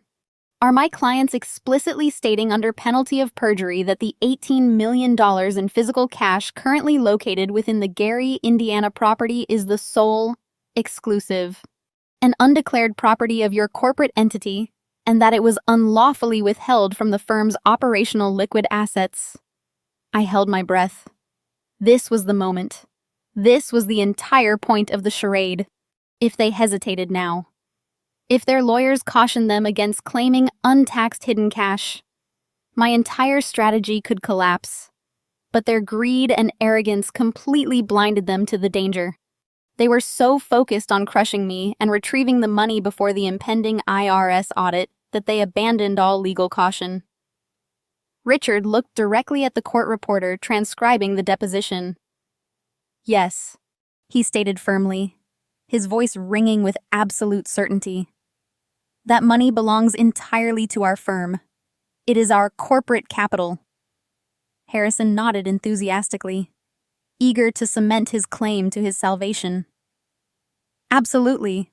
That is our cash reserve. It is our money, and Ethan is trying to steal it." I looked down at the table to hide the sudden cold smile that tugged at the corners of my mouth. The trap had just slammed shut.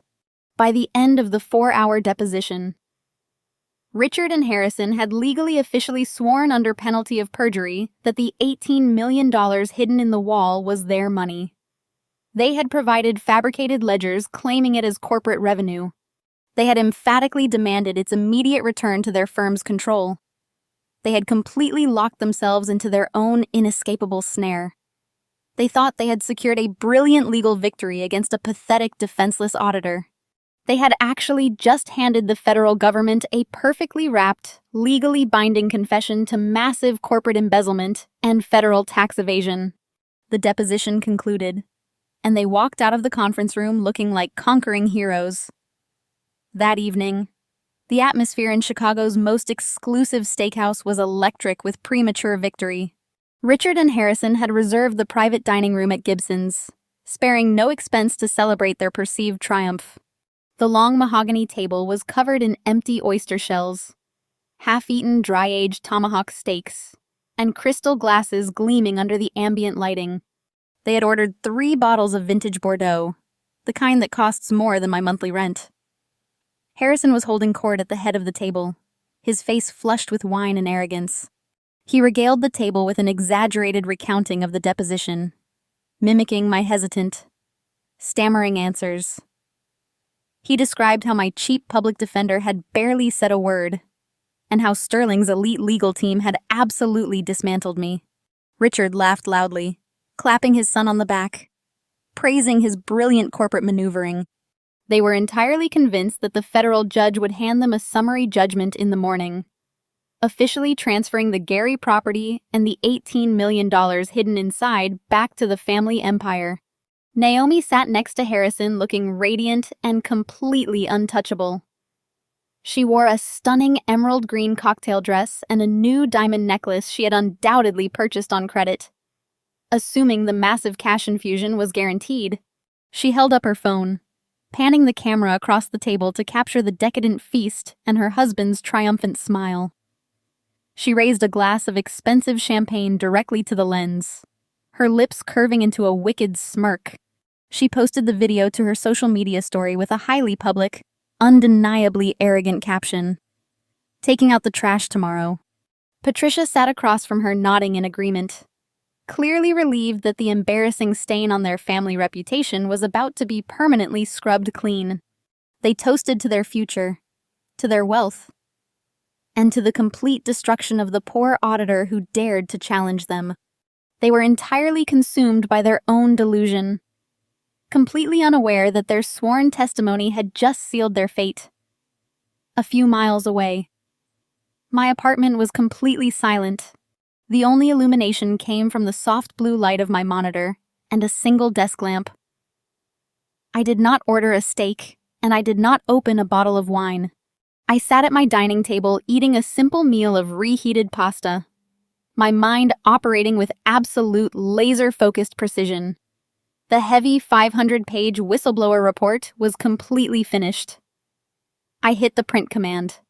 The rhythmic hum of my laser printer filled the quiet apartment as page after page of devastating financial evidence slid into the output tray.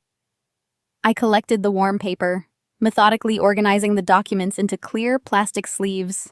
I placed the massive stack of evidence into a heavy black binder. Right next to it, I placed the small encrypted flash drive containing my grandfather Theodore's audio diaries and the master embezzlement ledger. I opened a separate browser tab, pulling up the official documentation for the United States Internal Revenue Code. I scrolled directly to section 7623, paragraph B, the IRS Whistleblower Reward Program. I read the legal phrasing, cementing the parameters in my mind. The law was absolute and unambiguous. If an individual provides specific credible information regarding massive tax fraud or corporate embezzlement exceeding $2 million, and that information leads directly to the successful collection of the unpaid taxes and penalties, the whistleblower is legally entitled to a mandatory reward ranging from 15 to 30% of the collected proceeds. I looked at the black binder resting on my desk. The evidence inside was not just credible, it was absolute perfection. I had provided the federal government with a complete roadmap to a guaranteed conviction bypassing months of forensic investigation. I had handed them the exact location of $18 million in physical, untaxed cash. I had also handed them the sworn, notarized perjury trap depositions of Richard and Harrison, claiming that exact cash as their own undeclared revenue. It was the most perfect, cleanly executed whistleblower package the IRS Criminal Investigation Division would ever receive. The contrast between the two scenes playing out across the city was stark. My family was loud, wasteful, and blindingly arrogant. They were celebrating a victory they had not earned, relying on brute financial force and intimidation to solve their problems. They believed their elite status made them completely immune to consequences. They operated under the assumption that the loudest voice in the room always wins. I was silent. I was meticulous. I was completely invisible. I did not rely on intimidation. I relied on raw, indisputable data. I understood that true power is not found in screaming threats across a courtroom or bragging on social media. True power is found in the quiet, methodical assembly of facts. I had spent my entire life being dismissed, insulted, and treated as completely irrelevant by the people currently celebrating my demise. They had stolen my future to fund their empire, and they had laughed while doing it. I closed the laptop and turned off the desk lamp. The apartment plunged into darkness. I stood up, picked up the heavy black binder, and placed it carefully into my battered leather briefcase. The same briefcase Naomi had mocked in the coffee shop just weeks ago. I checked my watch. The federal hearing was scheduled for 9 o'clock the next morning. I walked into my bedroom and set the alarm. I did not feel any anxiety or fear about the impending courtroom battle. I felt completely detached, operating entirely on muscle memory and professional training. The trap was perfectly constructed, fully loaded, and waiting to be triggered. My family thought they were walking into a coronation. They had no idea they were walking directly onto a federal scaffold. The poor auditor they had despised was about to execute the most devastating financial takedown they could possibly imagine. Checkmate. The alarm sounded at exactly 6 o'clock in the morning. I woke up completely rested, feeling the sharp mechanical clarity that always accompanied the final stages of a major corporate audit. I showered, shaved, and dressed in a simple, off-the-rack gray suit. It was clean and professional, but intentionally unremarkable. It was the uniform of an entry-level accountant, the exact visual representation my family expected to see. I picked up the heavy black binder containing the whistleblower report and my grandfather Theodore's encrypted flash drive, placing them securely inside my scuffed leather briefcase. Arthur met me on the wide concrete steps of the Everett McKinley Dirksen United States Courthouse. The towering federal building loomed over the busy Chicago streets, a massive structure of glass and steel that perfectly matched the gravity of what was about to transpire. Arthur nervously adjusted his outdated striped tie, clutching his cardboard folders tight against his chest.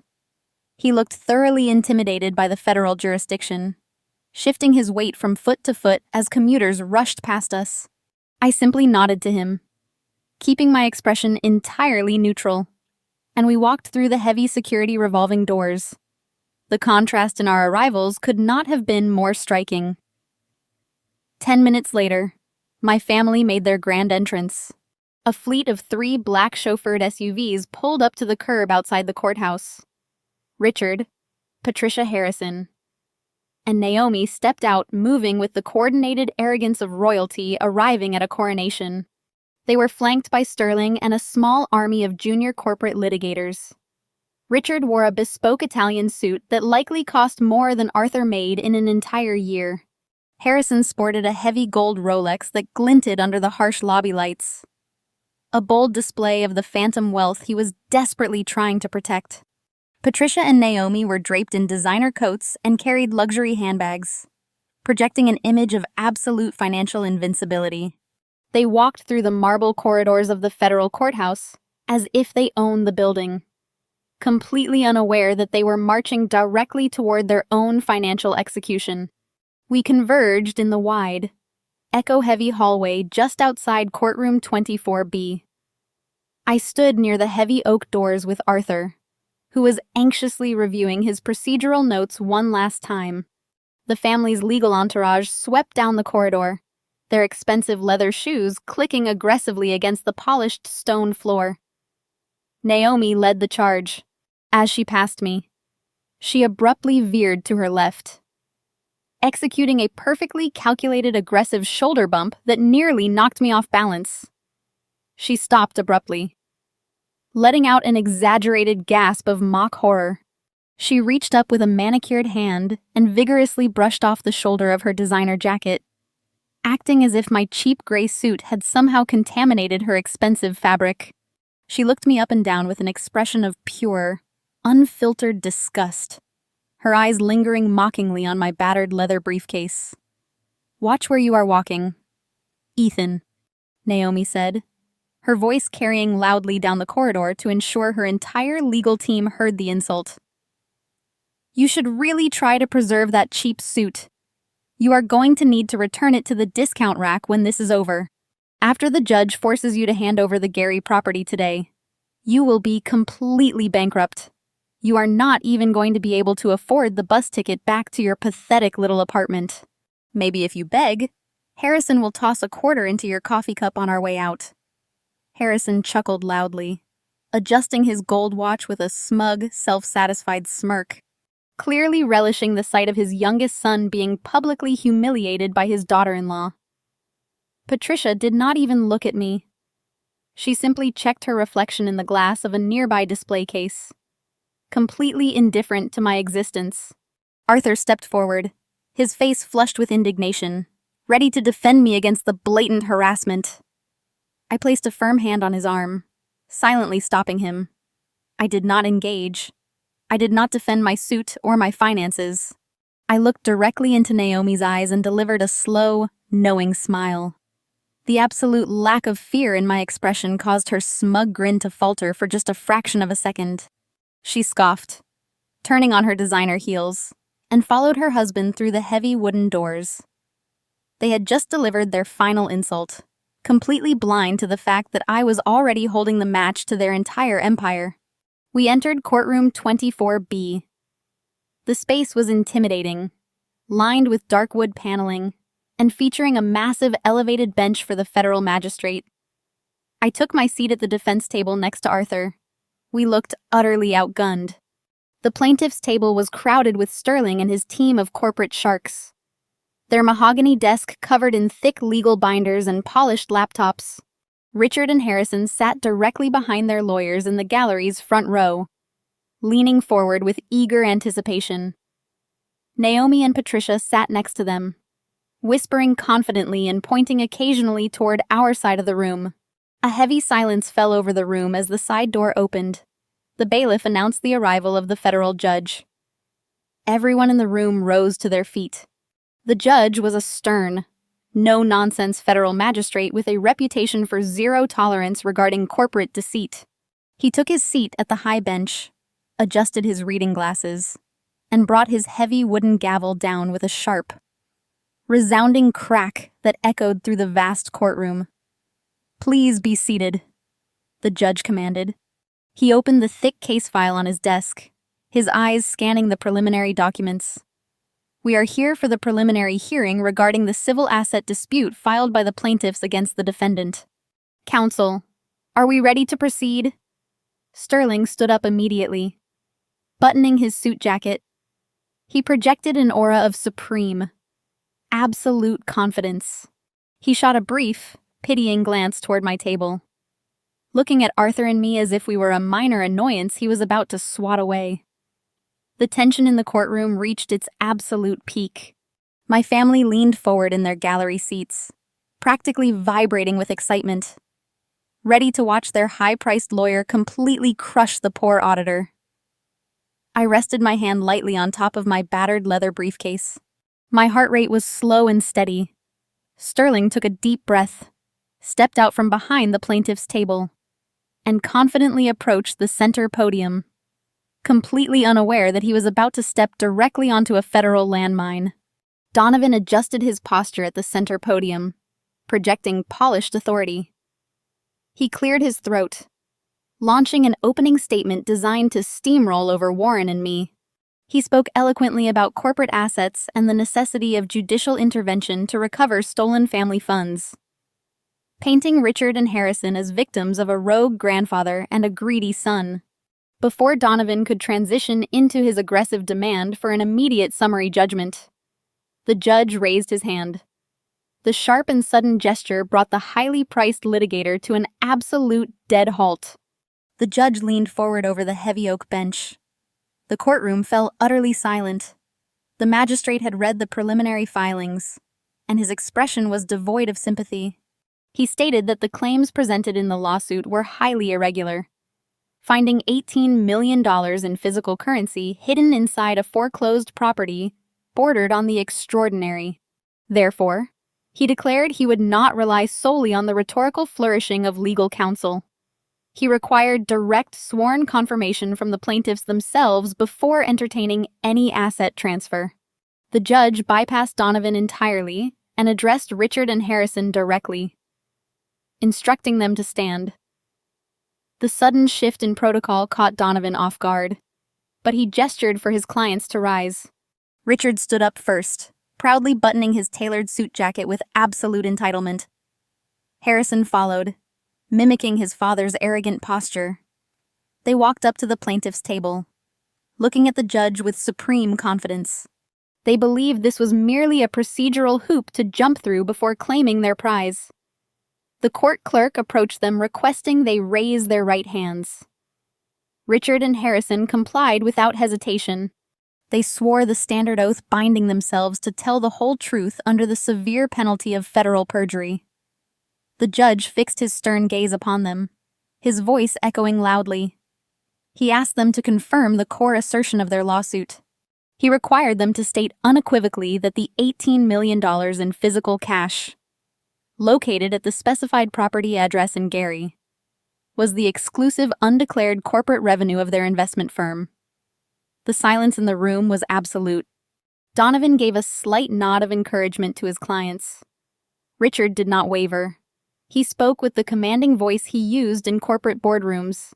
He stated clearly for the federal record that the money was entirely theirs.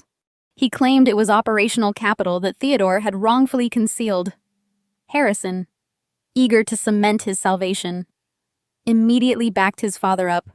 He stated under oath that the funds were absolutely vital to their current corporate structure, and that they were the sole rightful owners of the undeclared cash hidden behind that drywall. The court reporter typed frantically, capturing every single word. The trap was now fully armed and locked.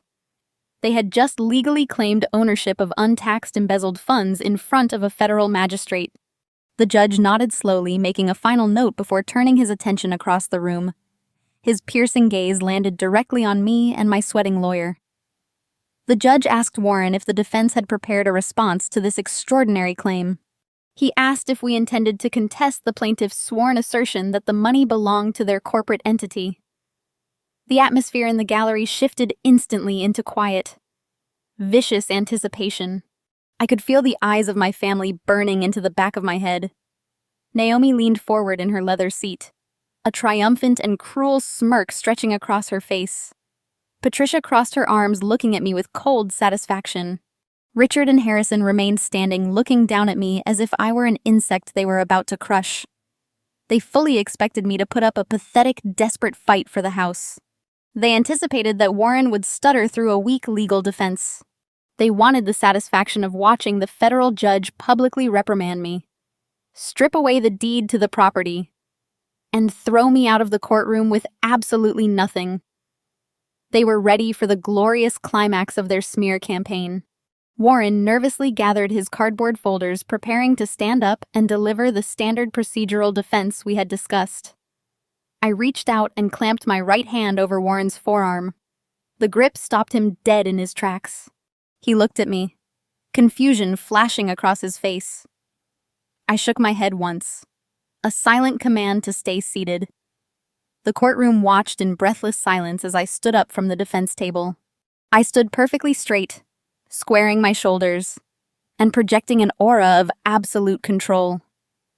I slowly reached up and adjusted my tie, smoothing the fabric of my simple gray suit. I locked my eyes directly onto the federal magistrate, ignoring the glare of my father and brother.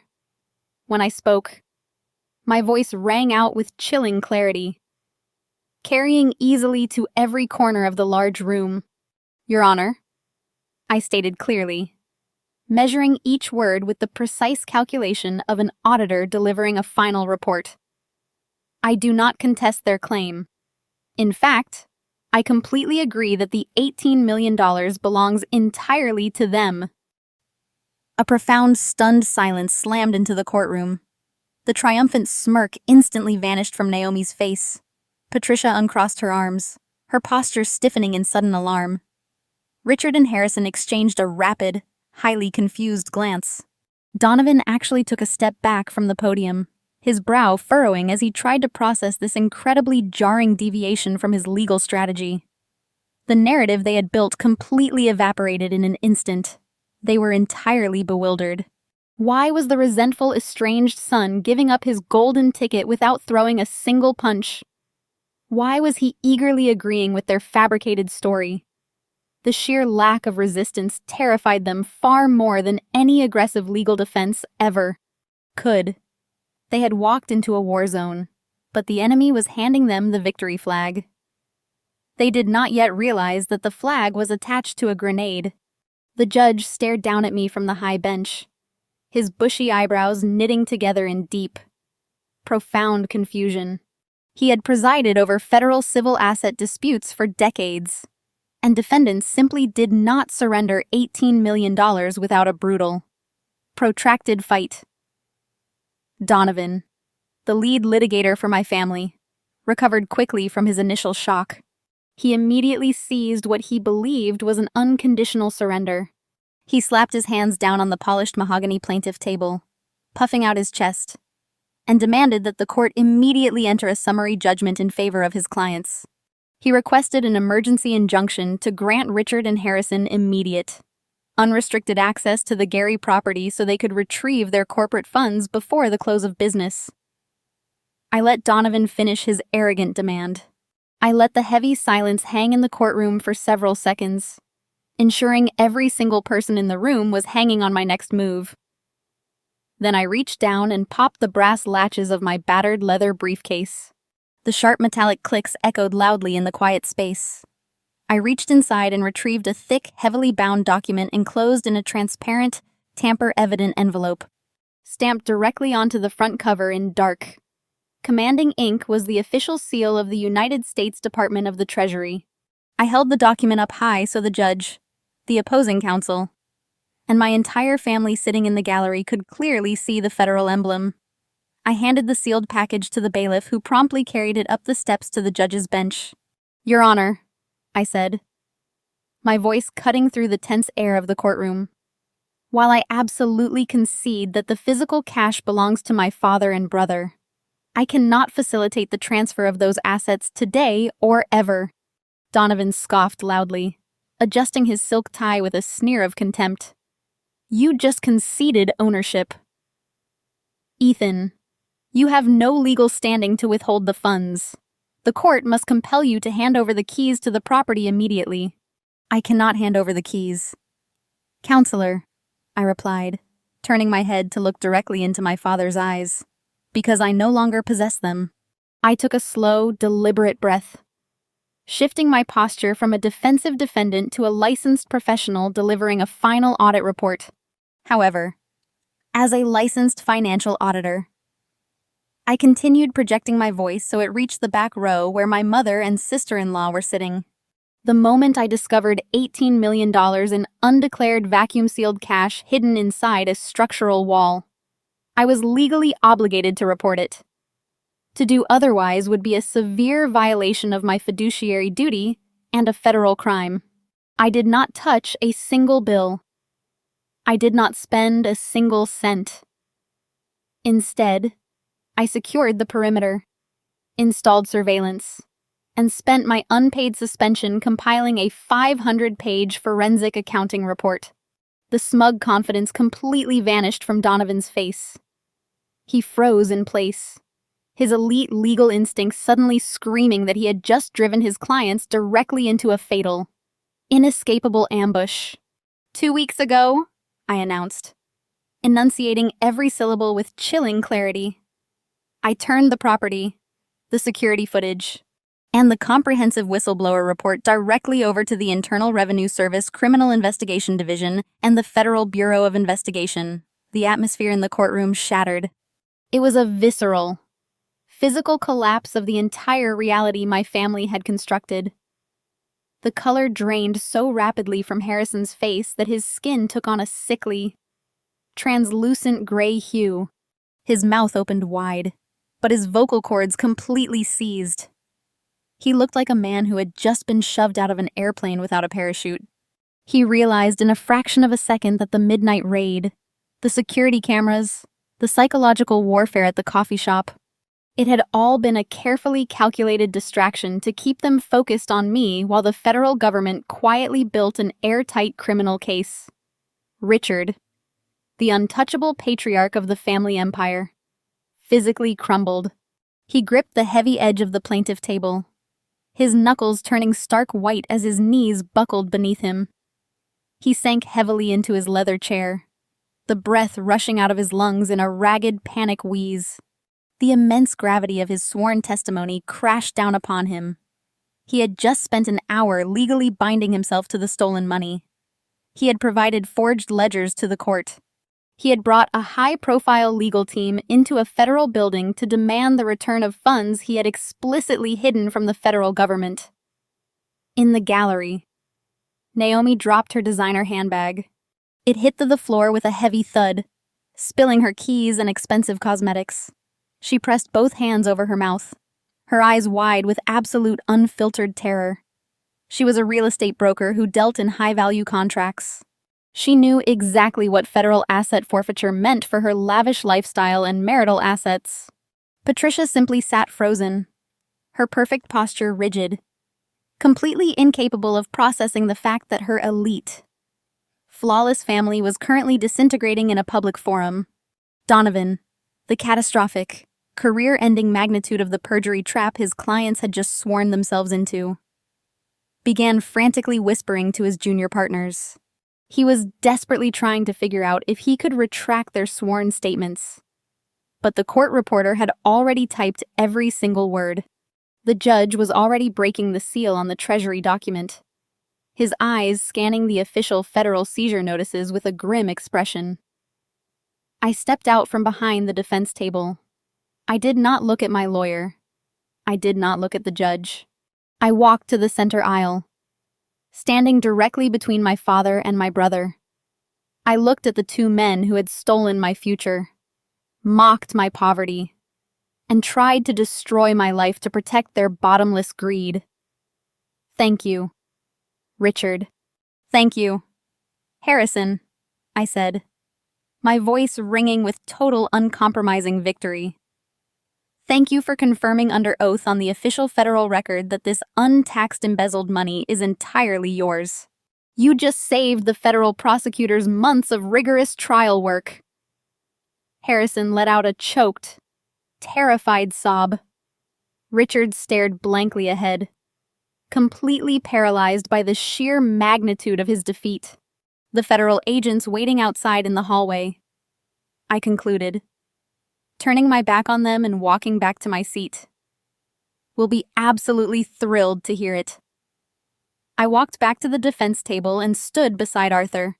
My footsteps echoed in the absolute breathless silence of the courtroom. The judge stared at me, his seasoned eyes analyzing the profound gravity of what I had just orchestrated. He looked at the sealed Treasury documents resting on his bench, then looked back at me. He demanded to know the exact nature of the evidence that prompted the federal involvement. I reached into my pocket and retrieved the small encrypted flash drive. The black casing caught the harsh fluorescent light of the courtroom. I stepped forward and placed it deliberately on the polished wood of the judge's bench. I slid my grandfather Theodore's flash drive directly across the heavy mahogany table to the judge. It stopped right next to his gavel. My grandfather left this drive detailing decades of your tax evasion and fraud, I said, turning my head to look squarely at Richard and Harrison. He tracked every stolen dollar, every offshore shell company, and every falsified corporate ledger. He left me a note inside that vault that said checkmate. He wanted me to use this to destroy you, but he did not beat you today. I did not beat you today. Your own unparalleled greed did. The judge picked up the flash drive. He looked at Donovan, the high-priced corporate litigator who was currently sweating through his custom silk shirt. Donovan raised his hands and took a massive step away from Richard and Harrison, silently communicating to the court that he had no prior knowledge of this staggering criminal conspiracy. Before the judge could utter another word, the heavy wooden double doors at the back of the courtroom swung open with a violent booming crash. The sound made every single person in the gallery jump. A dozen men and women strode into the room. They were not wearing designer suits. They wore dark tactical windbreakers with stark yellow lettering printed across their backs. IRSC ID and FBI. The federal agents moved with terrifying synchronized precision. They bypassed the wooden gate separating the gallery from the litigation tables, their heavy boots thudding against the carpet. The metallic clink of handcuffs hanging from their tactical belts provided a chilling soundtrack to their approach. The lead federal agent, a tall, broad-shouldered man with a completely stoic expression, walked straight up to the judge's bench.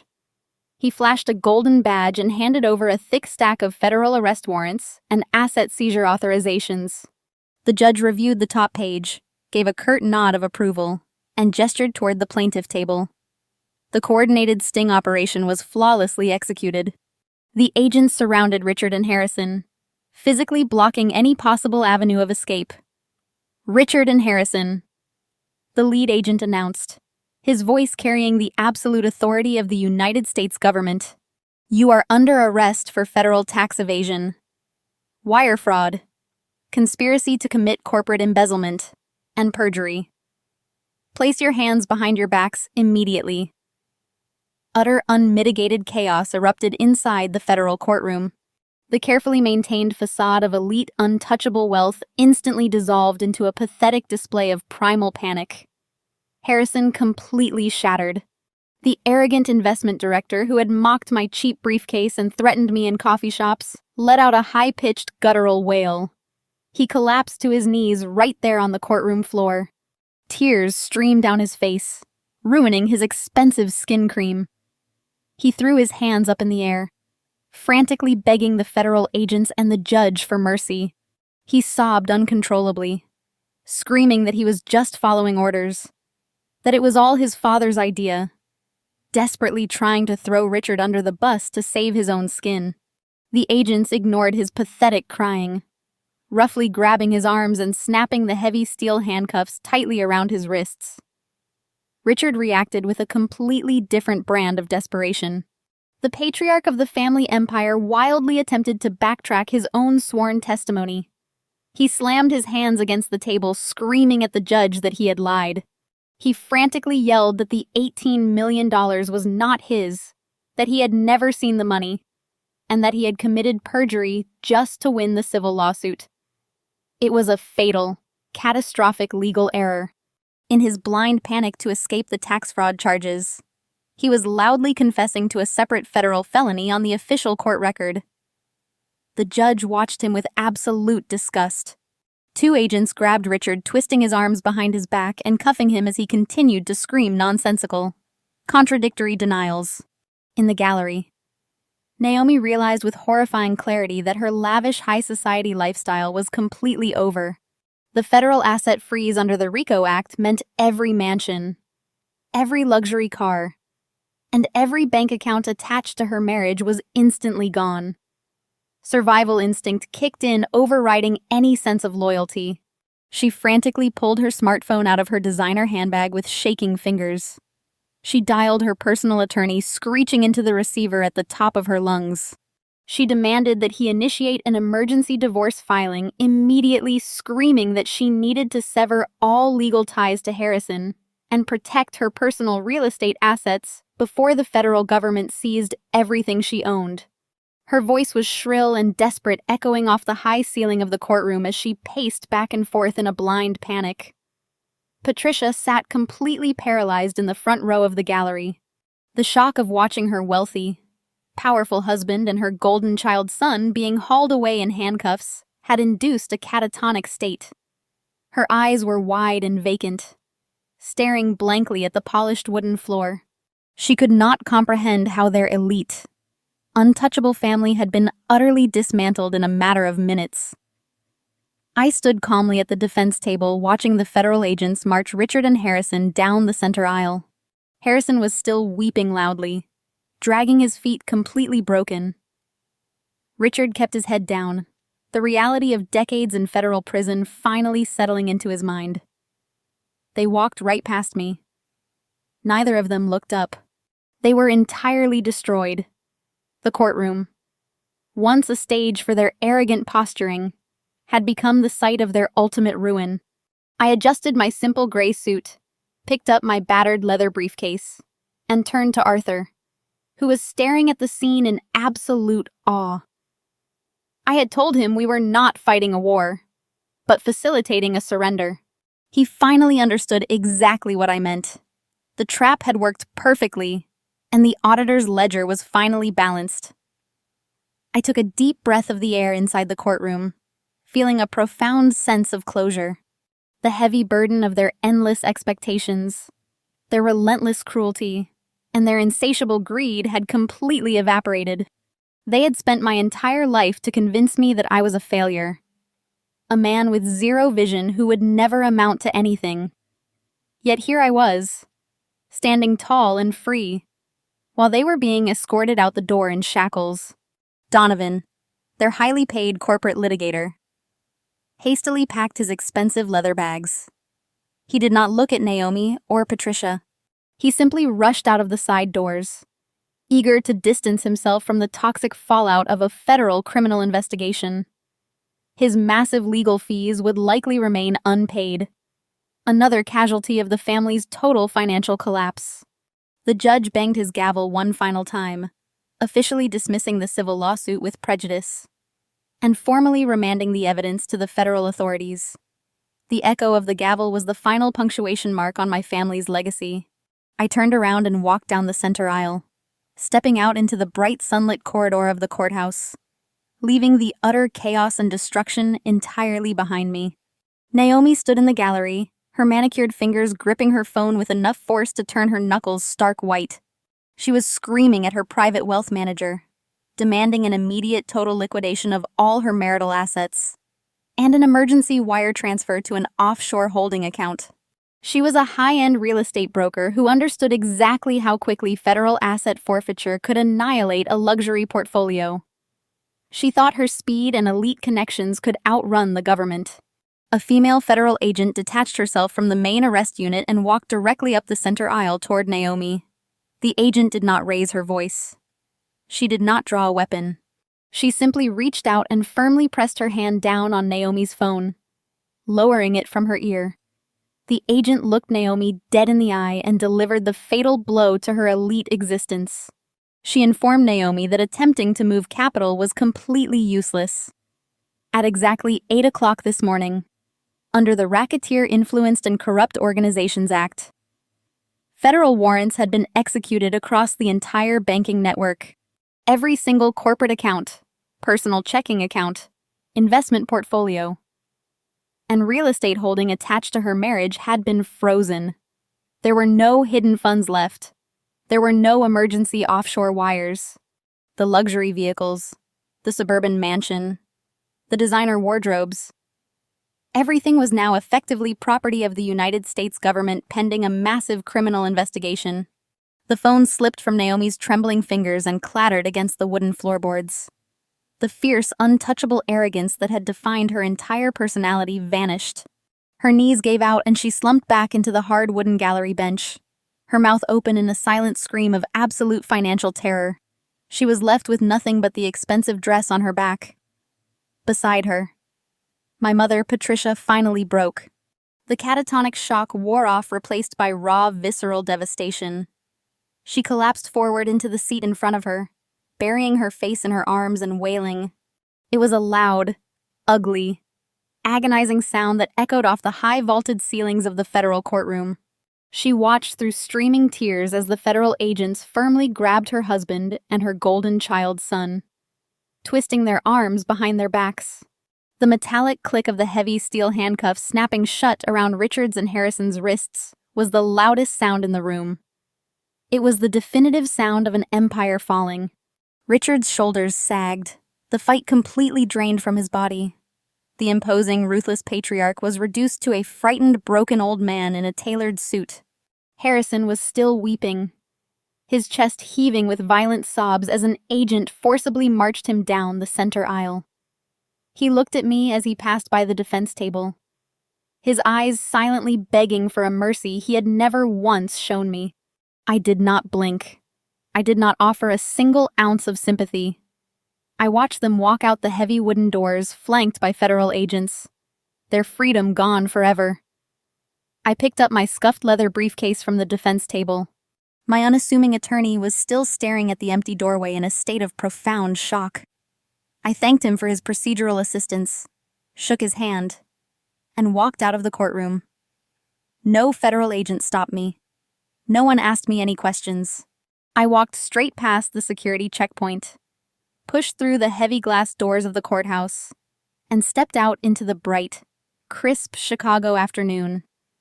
I was completely untouched. I had not just defeated my family. I had engineered a flawless, highly lucrative financial maneuver. The strategy relied entirely on a specific, powerful piece of federal legislation known as the IRS Whistleblower Reward Program. It was a law designed for auditors and financial insiders who possessed irrefutable proof of massive corporate fraud. The parameters of the law were exceptionally clear. If an individual reported of tax evasion or corporate embezzlement that exceeded $2 million, and if that individual provided the exact actionable evidence required to secure a federal conviction and the recovery of those funds, the whistleblower was legally entitled to a mandatory percentage of the recovered assets. By meticulously assembling a 500-page forensic accounting report, complete with my grandfather's audio confessions, the exact location of the physical cash, and the sworn perjury trap depositions from Richard and Harrison, I had handed the federal government an absolute slam dunk case. The government did not need to spend years investigating. I had done the work for them, because the evidence I provided was so complete and led directly to the immediate seizure of the hidden $18 million. The law guaranteed me the maximum possible payout. I was legally entitled to 30% of the recovered funds. The bureaucratic machinery of the federal government moves slowly, but it moves with absolute certainty. I returned to my quiet apartment and resumed my life free from the toxic weight of my family's expectations. I simply waited. Months later, the official notification arrived via a secure, encrypted email from the Department of the Treasury. The criminal convictions against Richard and Harrison had been finalized. The asset forfeiture was complete. The whistleblower claim had been thoroughly reviewed, audited, and officially approved by the highest levels of the Internal Revenue Service. The next morning, I logged into my personal banking portal. I watched the screen load my auditor's mind, appreciating the beautiful simplicity of the numbers. There was an incoming wire transfer directly from the United States government. The transaction description was completely barren, containing only a series of routing codes and federal authorization numbers. The amount deposited into my account was exactly $5,400,000. I stared at the screen, a deep, resonant sense of peace washing over me. This was not dirty money. It was not stolen corporate capital or embezzled retirement funds. It was an official, perfectly legal, heavily audited reward from the federal government. 2 years passed since the day the wire transfer cleared my account. The wheels of federal justice grind slowly, but they grind exceedingly fine. I sat in the gallery of the federal courthouse one last time to witness the final chapter of my family's legacy. The sentencing hearing was completely devoid of the arrogant bluster they had displayed during the civil dispute. Richard and Harrison stood before the federal judge wearing standard-issue bright orange prison jumpsuits. Their tailored Italian suits, silk ties, and heavy gold watches were long gone, replaced by cheap canvas slip-on shoes and canvas uniforms. The judge showed absolutely zero leniency for white-collar criminals who destroyed the retirement funds of innocent employees. He brought his heavy wooden gavel down, sentencing both my father and my older brother to 15 years in a federal penitentiary without the possibility of early parole. Harrison wept openly at the defense table, his shoulders shaking as the marshals escorted him away. Richard stared blankly at the floorboards. A completely broken man who had gambled his entire empire and lost everything. The collateral damage extended far beyond the prison walls. Naomi faced the absolute destruction of the elite lifestyle she worshipped. The federal government seized every luxury vehicle, every piece of designer jewelry, and every high-end property she had acquired using embezzled funds. Furthermore, the State Real Estate Commission permanently revoked her broker license due to her proximity to the massive financial fraud. The woman who once sneered at my cheap briefcase and mocked my apartment was now entirely bankrupt. To survive, Naomi was forced to take a minimum wage job at a discount retail store in a strip mall. She now spends her days wearing a stiff, uncomfortable polyester uniform, folding cheap sweaters, and enduring the complaints of rude customers. She is completely invisible to the wealthy elites she once considered her peers, trapped in the exact kind of working-class life she used to mock with such vicious cruelty. My mother, Patricia, fared no better. Stripped of her immense wealth and her towering social status, she was immediately excommunicated from her high society circles. The country club canceled her membership. Her wealthy friends permanently blocked her phone number, treating her name like a contagious disease. She was forced to vacate her sprawling suburban mansion and move into a cramped, poorly lit studio apartment on the very edge of the city limits. There are no more catered anniversary galas or Michelin star dinners. She spends her evenings alone in a tiny room with peeling paint and cheap secondhand furniture, heating up frozen microwave meals. She is completely isolated, mourning the total loss of her status far more deeply than she mourns the loss of her husband or her son. She built her entire identity on looking down at others, and now she resides firmly at the bottom, with their fates permanently sealed. I had one final task to complete. I drove my truck back to Gary, Indiana on a crisp, clear Tuesday morning. I parked on the cracked pavement across from the rotting $36 house. I did not come to renovate the property. I did not come to flip it for a small profit. I came to erase it. Idling heavily in the street next to me was a massive yellow industrial excavator I had hired for the morning. The heavy machinery operator looked down at me from his elevated cab, waiting for my signal. I stood on the broken sidewalk looking at the sagging roof and the shattered windows. This house represented the darkest, most toxic elements of my family's greed. It was the physical manifestation of their betrayal, the literal vault where they had tried to bury my grandfather's legacy and my own future. I raised my hand and gave the operator a single firm nod. The massive diesel engine roared to life, sending a plume of dark exhaust into the chilly air. The heavy steel tracks ground against the pavement as the machine lurched forward. The operator swung the enormous mechanical arm upward, positioning the heavy steel claw directly over the front porch. With a deafening crash, the claw smashed downward effortlessly, biting through the rotting wood and brittle shingles. The sound of destruction was incredibly cathartic. I watched as the walls caved in, sending thick clouds of white plaster dust rolling across the overgrown lawn. The machine tore into the false partition I had breached months ago. The heavy, lead-lined panic room that once held $18 million was ripped from the foundation, crushed into jagged pieces of scrap metal, and tossed into a waiting dumpster truck. I stood there for 2 hours, watching the operator systematically grind the entire toxic history of that property into dust. I was wiping the slate completely clean. When the heavy machinery finally powered down and rolled away, the dust slowly settled. I walked forward onto the newly cleared, completely empty dirt lot. The rotting wood, the moldy drywall, and the hidden vault were entirely gone. The sun broke through the morning clouds, shining brightly over the leveled ground. I took a deep, steadying breath of the fresh, cold air. I am 33 years old. I have absolutely no stress, zero debt, and a staggering net worth securely managed in legitimate, diversified portfolios.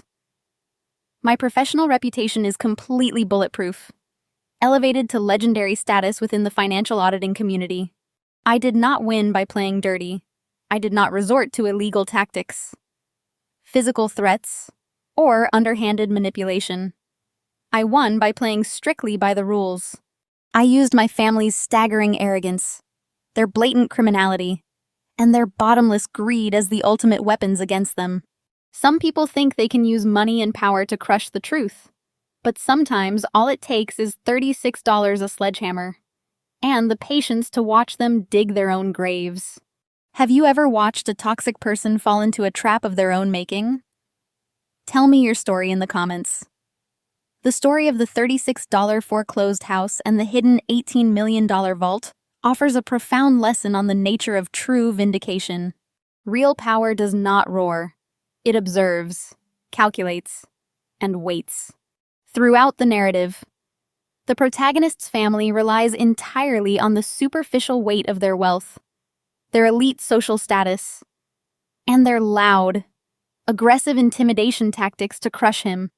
They operate under the toxic assumption that whoever screams the loudest and spends the most money controls reality.